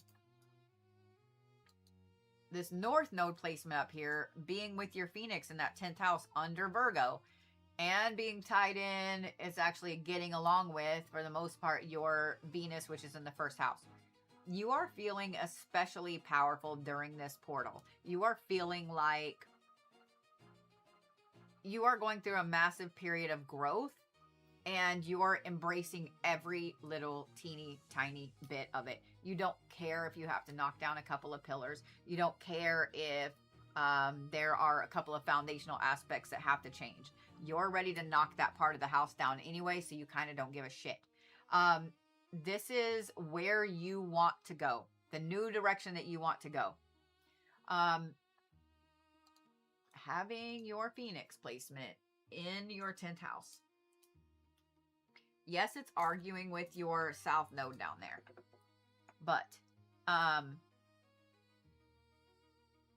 I do think that you need to make some kind of change. A big one.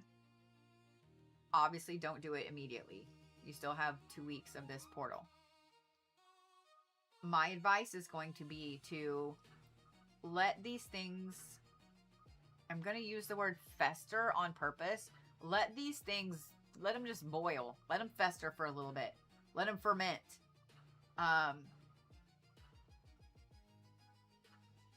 Because if you act on all of the ideas of, you know what, fuck this, I'm leaving everything and I'm walking away and I'm moving to Australia or whatever, that's not really going to help anything. It's just going to scratch that itch of not being where you are, but it's not going to change anything else. It's going to add a whole bunch more problems.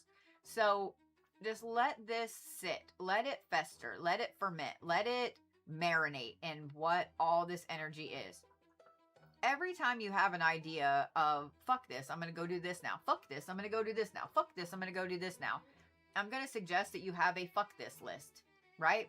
A fuck this, and then I'm going to go do list, okay? And title them that. Fuck this, and have a list.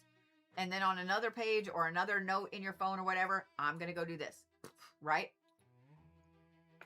And by the end of this eclipse, look at what the theme is on both of those lists. Look at what the theme is. That's going to tell you where to make the massive change. If 80% of it is work related, I mean, maybe be putting your resume together. Be looking at other jobs, right? If it is not being where you are right now, like moving, maybe look at what it would take for you to move. If it is leaving a friendship or a relationship, what is it going to take for you to do that? There's going to be an overwhelming theme of the fuck this. I don't want to do this part anymore. I think that this lunar eclipse is going to be especially potent for you. Just because that activation right there, your asteroid is literally in Virgo. One of the things I want to say too about this is those are 3 intense placements in your 10th house. That's a very intense placement in your 9th house. Be really careful that that doesn't cause you to make rash decisions without really thinking a lot of things through. Eclipse energy is really strong. This is for all y'all, okay? All y'alls. Eclipse energy is really, really strong. And it's not something that should be acted on or taken lightly in any way, shape, or form. This is like...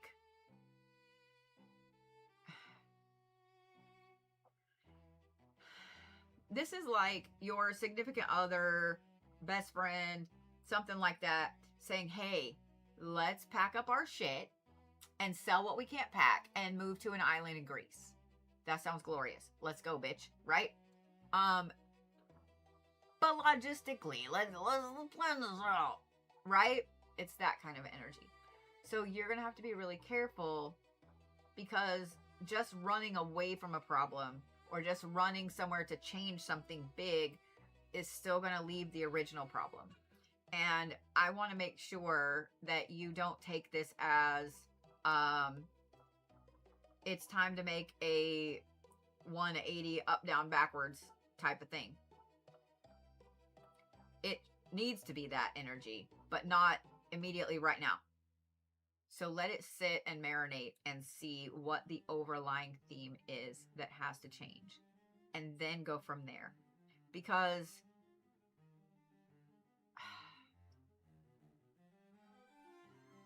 there's a lot going on in the world right now. And there's a lot. I know that it feels like there's not a lot of shit out there right now, that everything is headed towards, you know, this or this or this or this. But I personally don't think that's the case. And so make sure that you're looking at things with a very optimistic point of view instead of a very pessimistic point of view. Because that's a lot of intense energy. It's a lot of intense Scorpio energy in your chart right now. A lot of intense Libra energy. Now, I will say that your sun currently sitting in the Libra placement, that is a good thing, because that'll help to kind of level out some of the intensity. But it's not going to level all of it. Not with that damn Pisces moon and this eclipse coming up in Pisces. Also, be nice to yourself. That moon sitting in Pisces and sitting in the 4th house, and you already feeling fed up with shit in the 4th house, be nice to you, okay? Because that moon is going to be really, really mean and try to keep you in situations that you don't need to be in still. So your focus word...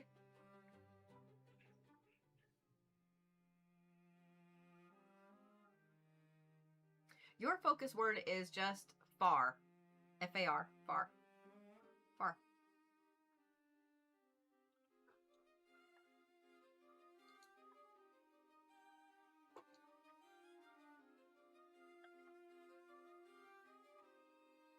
Oop, wrong one.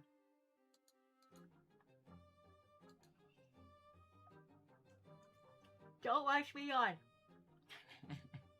Don't watch me on. Miss Angie L is next.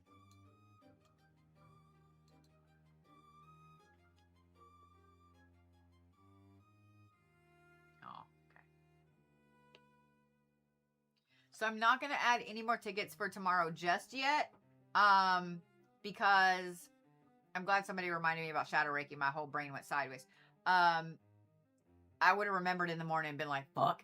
But I'm not going to add any tickets just yet because my kid just gave me the warning that she might get off early. So if that's the case, I'll read who's left on my list, and then y'all will be first tomorrow.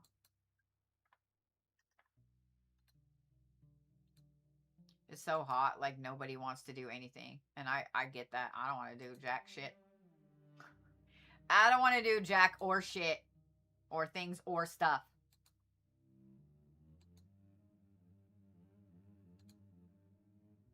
All right, Miss Angie.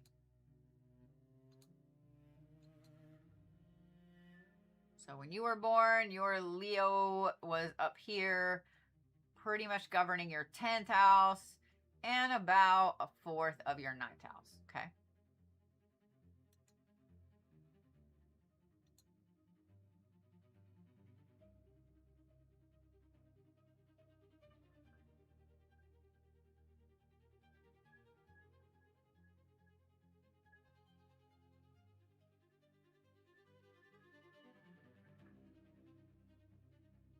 So Leo, Virgo is kind of ruling your 9th house. Virgo is all the way. Leo is about a third of your 9th house. And it's almost half of your 8th house.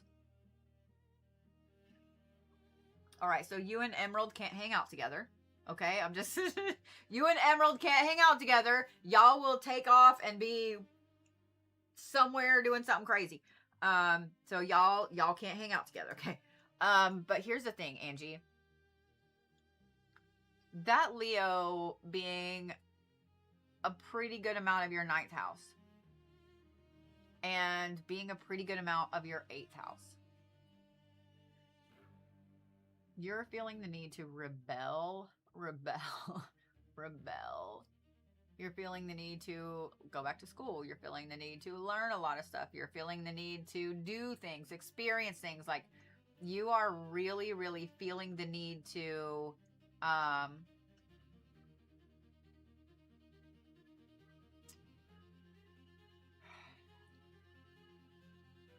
trying to think of the right word. Because change isn't enough. Rebel isn't enough. Learn isn't enough.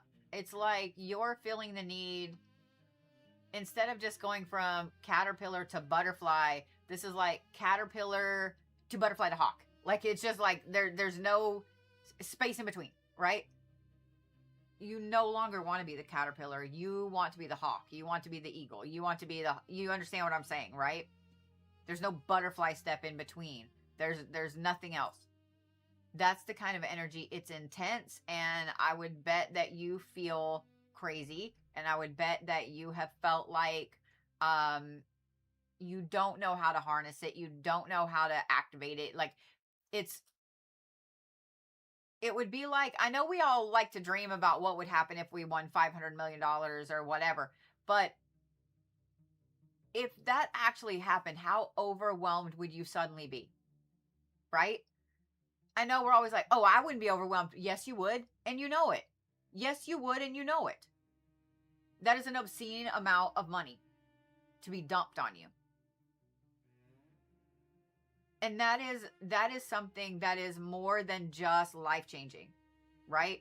That is mental breakdown type of shit, right? That is the energy that this is talking about right here. Because it's straddling that rebellion, and it's straddling that higher learning, go run away. So you're going to have to be really careful, because right now we're at starting to get to the tail end of that solar eclipse energy. And by the middle of next week, we're going to move into Virgo season. So it's really going to start to level out. you know, go from that crazy fiery Leo eclipse energy down into more of a logical Virgo Vulcan type energy. Having your moon in Pisces though, Pisces is ruling your third house, and your moon is in Pisces in your third house. You're going to go from this extreme high of this solar eclipse energy to an extreme weird mental place with the lunar eclipse energy. My advice is going to be really, really careful and be really, really nice to you when this lunar eclipse energy comes up, because this is going to be such an intensive aspect that, and look, hang on. It is not being nice to you in so many ways.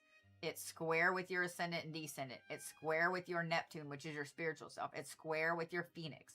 It's like, it's just a lot, right? So it's giving you all of this conflicting information as you're going from this high. It's not just like a high to a low.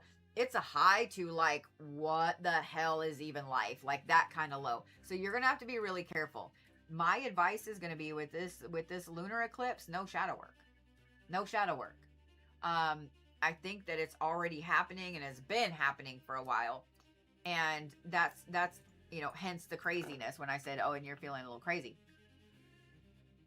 Your South Node is in Taurus, in retrograde, in the 5th house.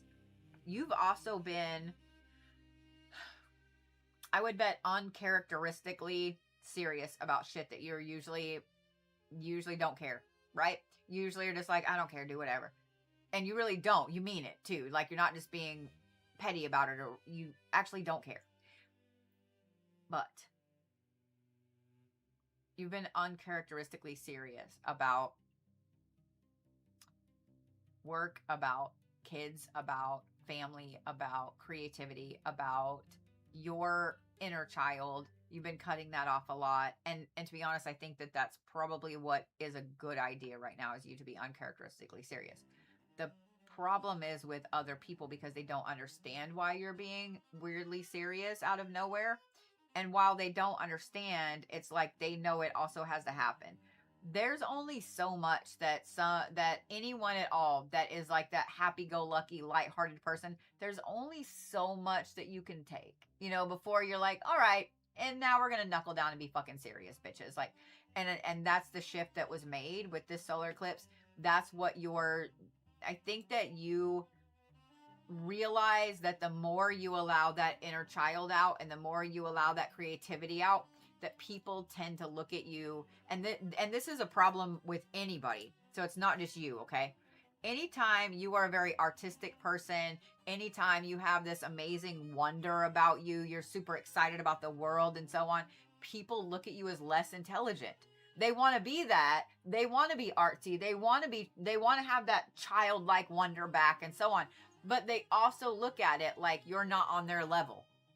And I don't understand that. I've never understood that. Some of the most brooding, intensely intelligent people that I've ever met are some of the most whimsical artists. And they get misjudged all the time. Oh, you just paint fantasy. Like, oh, it must be so nice to live in a fantasy world. I am trying to escape fucking reality, ho. Like, it has nothing to do with living in a fantasy world. Your North Node is up here in Scorpio, in retrograde, in your 11th house. This is absolutely, you're learning that you don't have to people. And I know you're probably like, well, I don't like to people anyway.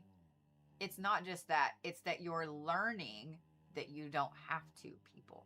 You don't have to always have someone around. One of the things that I tell people all the time is you need to be okay with you. And we can be okay with us. We can be okay chilling out by ourselves and then still have that little pang of, I need somebody to hang out with me. I need to be on the phone. I need to be talking to so-and-so. I need somebody to come watch this movie with me. I need to do this. I need to do that. And unfortunately, with the world we live in, it gets a little scary doing shit by yourself now, which is fucking stupid. But here we are, right?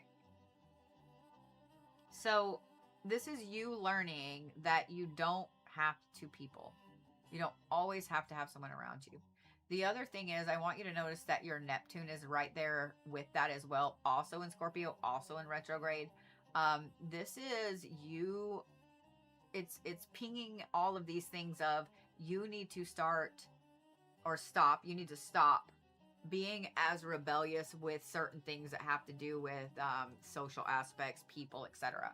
I kind of wouldn't be surprised to know that you've been actually looking at the news a lot more.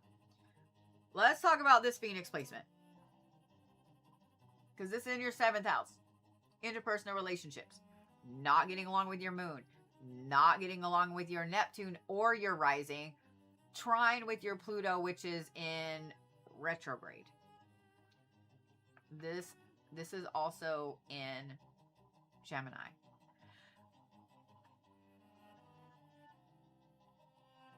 The part of you that is really being reborn with this eclipse portal is the way that you look at relationships, the way you look at the quality of those relationships, the way you look at how they make you feel. Are they more of do they touch you in any kind of spiritual way, or is it just superficial? Is that person still a friend because you've known them since high school or grade school? Or are they a friend because you feel like you can sit and talk to them about anything and they don't judge you, even if you've only known them for a couple years? You're looking at relationships more in a term of how they fulfill you and how you need relationships to fulfill you. And the thing is, somebody out there is like, oh, I don't need a relationship to fulfill me. Yes, you do. Yes, you do. We all have to have some type of social aspect. If you didn't need to have some type of social aspect, there would be no need for social media. It's literally called social media. A lot of us have a problem making friends in real life because people do suck. But we tend to find people on social media in other states, in other countries, on the other side of the world that we jive with, that become really, really good friends. One of the things that I love to hate the most is I've had some people in my life that they're like, oh, well, I hope your TikTok friends help you out. Oh, they will. I have met some of the most epic fucking people through social media. Some of my best friends I have met through social media. I've met through gaming. I've met through the fucking internet.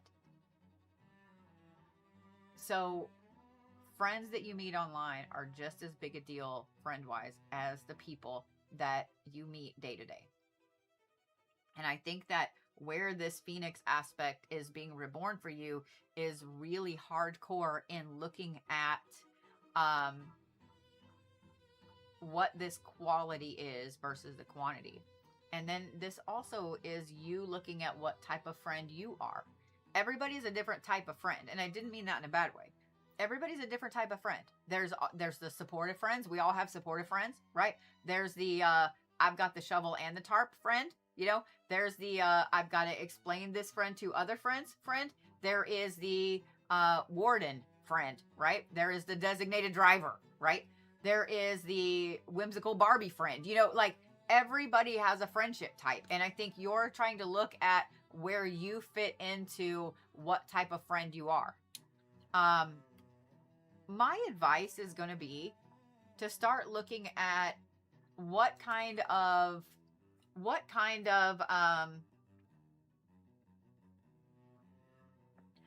groups can you be a part of? What type of social circles can you be a part of? Now, I don't mean to go join a cult, okay? Like, no cults, okay? No cults. But what I do mean is what type of groups can you get involved with online? What type of social media groups can you get involved with that jive with who you are, what you want, where you're going, what matters to you, etc. One of the beauties of social media is, and I don't care, I mean, Facebook has more like groups on it than anything that you can be a part of, but there literally is a group for everything. There is literally a group for everything. When my kids started college a couple years ago, they were talking about some of the different groups on campus. There literally is a group of people that they get together and they just sit and talk about bullshit and eat lettuce. They're the lettuce group. You can you bring a head of lettuce and they sit and they eat lettuce together. My kid was like, that is my kid's that's totally my kid's group right there. I'm not kidding. But like, there is literally a group for everything. There is something that you can get involved with, Angie, that is going to jive with you in a way that has never been before. That's what I'm going to advise you to do. So, focus word. Ready?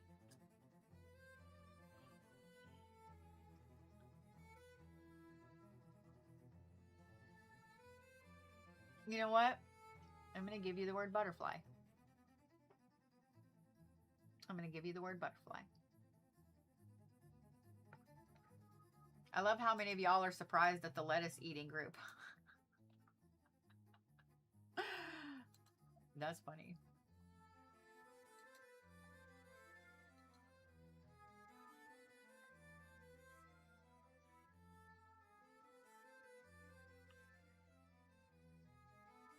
Kirby.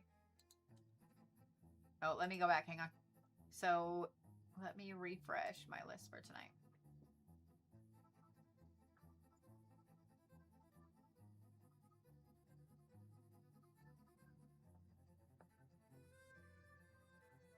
All right. So we have the Kirby, we have Jessica A, we have Lauren, and we have Courtney. What? Hold on.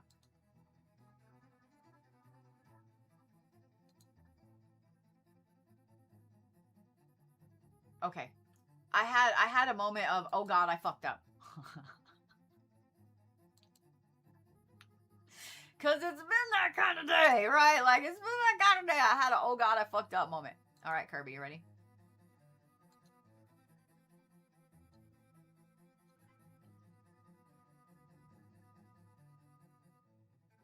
That was a puppy. And not my puppy.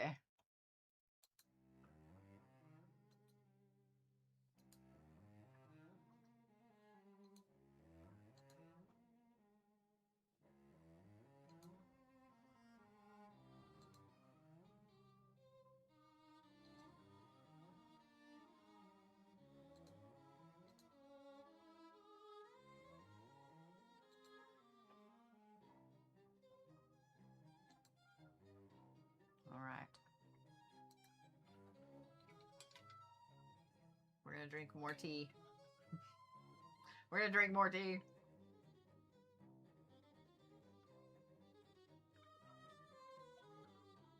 Because why would we want to stay up all night?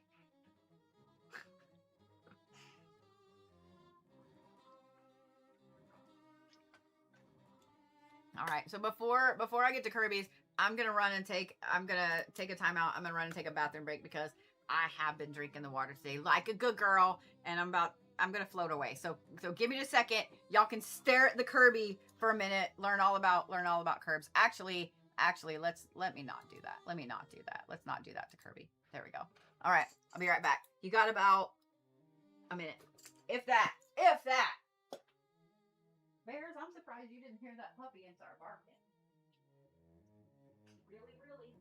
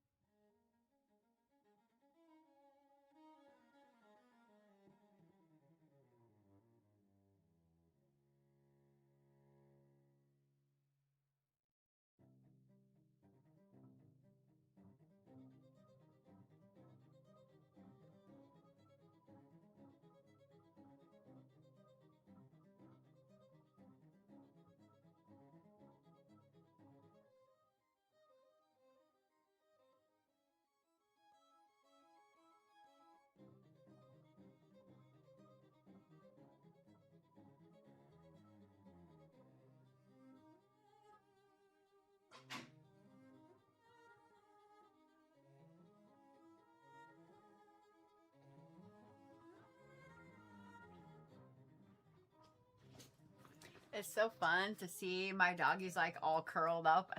I just want to snuggle him. I want to be like, look at how comfy you are. Let me fuck it up. Like, Bear's all snuggled up over in his spot, and Zeus is behind me, like all curled up with his face smashed in the blanket. And I'm like, I just want to squeeze you. Like, all right, I'm not going to though. All right. All right. Wrong one. Ta-da. Okay. So, Kirby, your Leo when you were born is the majority of your first house and really a little over a third of your 12th house. Okay.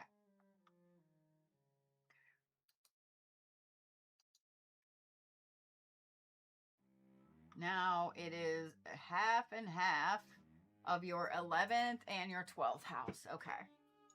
Okay.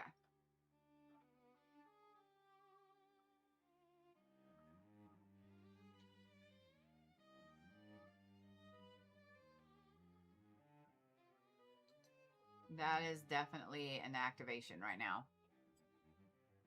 That is a major, this lunar eclipse is going to be a major activation for you. Okay.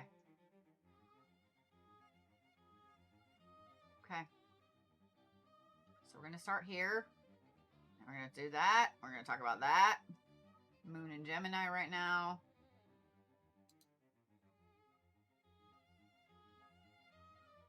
Tied in with that. Not that bad though.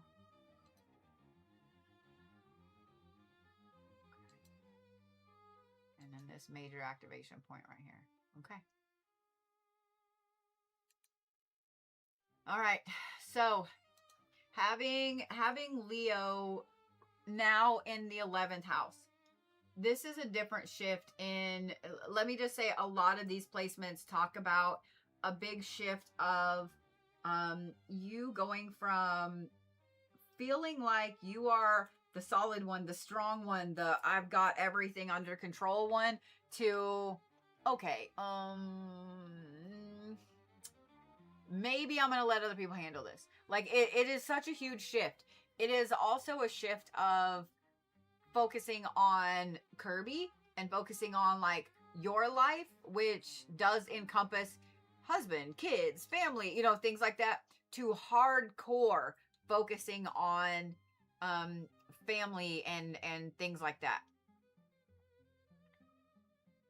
That Leo in the 11th house, that's half your 11th house. That is a lot of feeling the weight of the world right now. I would be willing to bet that up to the solar eclipse and really all the way to right now and probably early into next week, I would tell you to stay away from the news and social media and stuff like that, but I know it's not going to do any good because I know you're going to look at it anyway. You've been feeling like every bit of everything that happens, even if you never ever have been to that part of the world or that city or whatever, you feel responsible. Like you should be trying to fix it. Like you're feeling the weight of every fucking thing right now.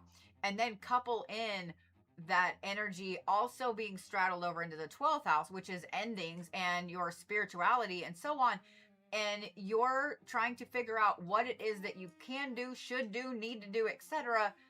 to help, to end shit, to fix shit. I would be willing to bet that you've fallen down the rabbit hole about energy work, about all the groups that are out there trying to do massive energy workings to fix things. What kind of workings you can do just for you locally, like how you can utilize the things that you naturally do to fix other shit. And like you're looking at every single creative way that you can to try and fix shit. I say creative because your Jupiter sits in your 5th house right now. Having that Virgo from the 12th to the 1st house, this is, you are approaching, especially with this, the lunar eclipse upcoming and Pisces sitting directly across. This covers your ascendant and your descendant. This is you looking at you in a different way. You looking at who Kirby actually is. There's not even a word for it. Your personal power has shifted. You have shifted. And it's not just like wants, needs, desires. It's something deep, deep internally in there has just completely and utterly turned upside down. And I don't know that I can explain it to you, and I don't know that you can explain it to you. I actually think that this is something you're probably not going to be able to explain to yourself for a couple of years or more. That Pisces sitting over there in your descendant, dude, that is a massive amount of shadow work. That is a massive amount of dealing with all of this shit bubbling up like randomly out of nowhere. Random crying, random angry, random like giggling like a fucking lunatic. Like, it's a lot of random emotions popping up. And the fact that your Phoenix placement sits in Pisces, which we're going to talk about that here in a second. The South Node, though. This one is not. Son of a bitch. Your South Node. Goddamn son of a bitch. Words.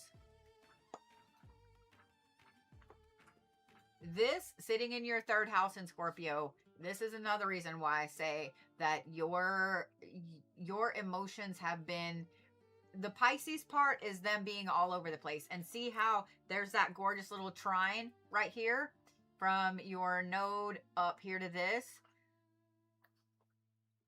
You're fed up with the emotional aspects. You're fed up with it. That being in Scorpio, that's a lot of energy, it's a lot of intensity, and it's a lot of, I don't want to ever fucking do this again. So part of you is like, you know what? Let me just cry and get it out of the way. Let me just rage and get it out of the way. Let me just like, you're like, let me just do this. And everything is, let me just get it out of the way, right? Let me just do it and get it out of the way.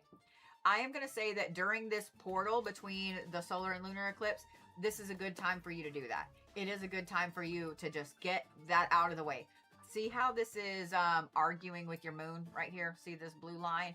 That's not really the best. Like, they're kind of getting along and also really not. So your moon being in Gemini, in that 10th house, you're going to have this natural need to take these emotions and say, you know what? I don't want to deal with them right now. I'm just going to go over here and work. I'm going to work on this. I'm going to work on this project. I'm going to work, like, whatever it is. You are really fighting the urge to just lock all those emotions up and put it into work. Be really careful with that, because I think that these things need to come out and you need to just get it over with to satisfy this South Node right here. The North Node is what's really coming in, right? What you're bringing in. Notice that that is happy trine up here with your ascendant. This is in Taurus in the 9th house. It is square with this personal power. So you're arguing with yourself about this right now.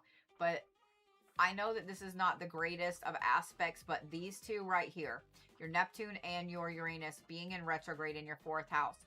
That Neptune placement is in Capricorn. The Uranus placement is in Sagittarius. But both of these are you looking at, I mean, similar to what I've talked about before with foundations and foundational aspects. But this is a little different.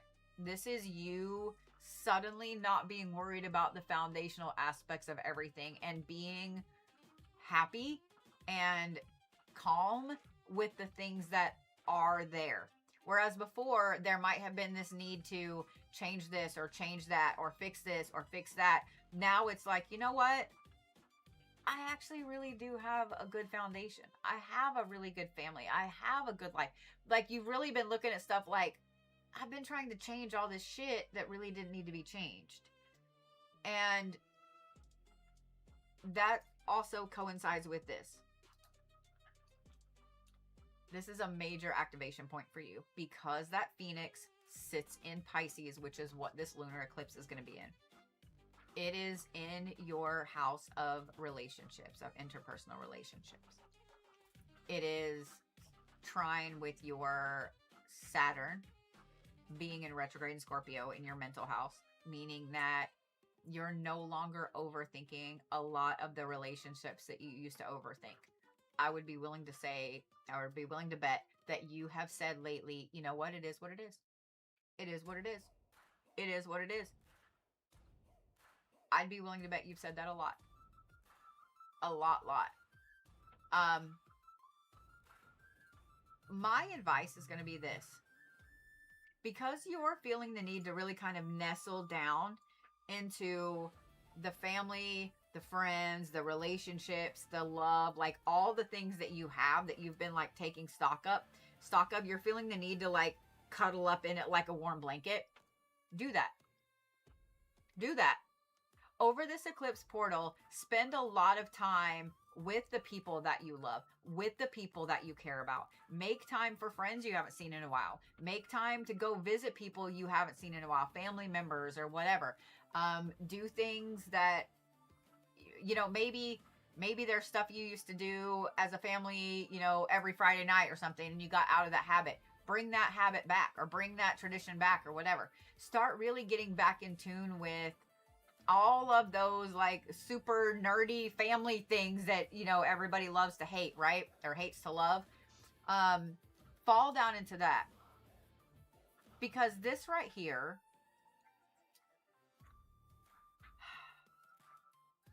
it's really an intensive aspect as far as you realizing,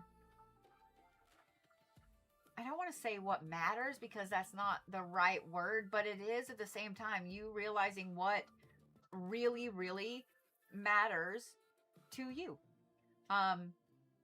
It doesn't mean that it's going to make these emotions any less intense. It doesn't mean that it's going to make any of these, it is going to bring out the mama bear a lot. So you might have to watch for that, especially if the kids are back in school and so on. It is going to bring that mama bear aspect out a lot.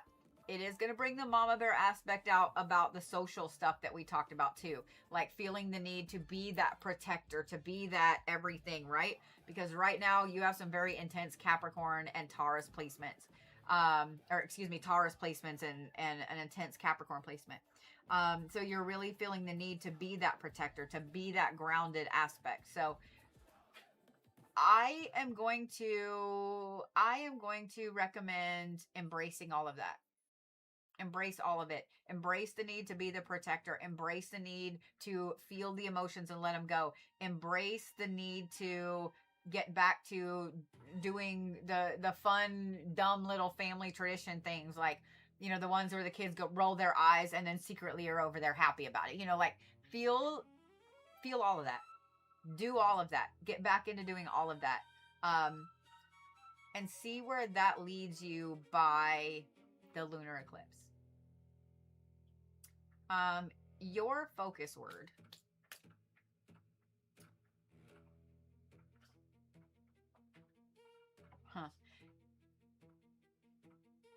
Your focus word is here. Just H-E-R-E. Here. Here. And I think that every time those emotions get overwhelming, I think repeating that is going to help.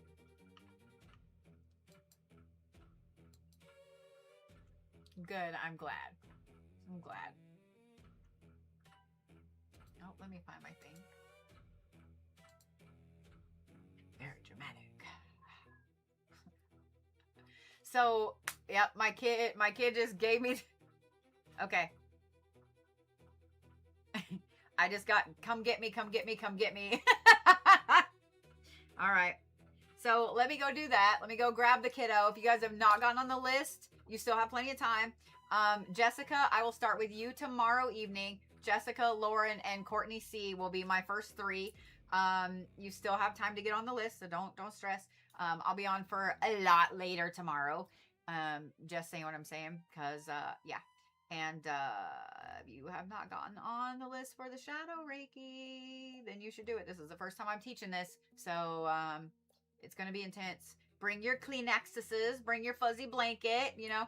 But I will send out the new links for that here in a little bit because, like I said, I found out that they're right. Okay. All right. I love the shit out of you guys. I will see you tomorrow. And yeah, go enjoy the things and the stuff. All right. See you then.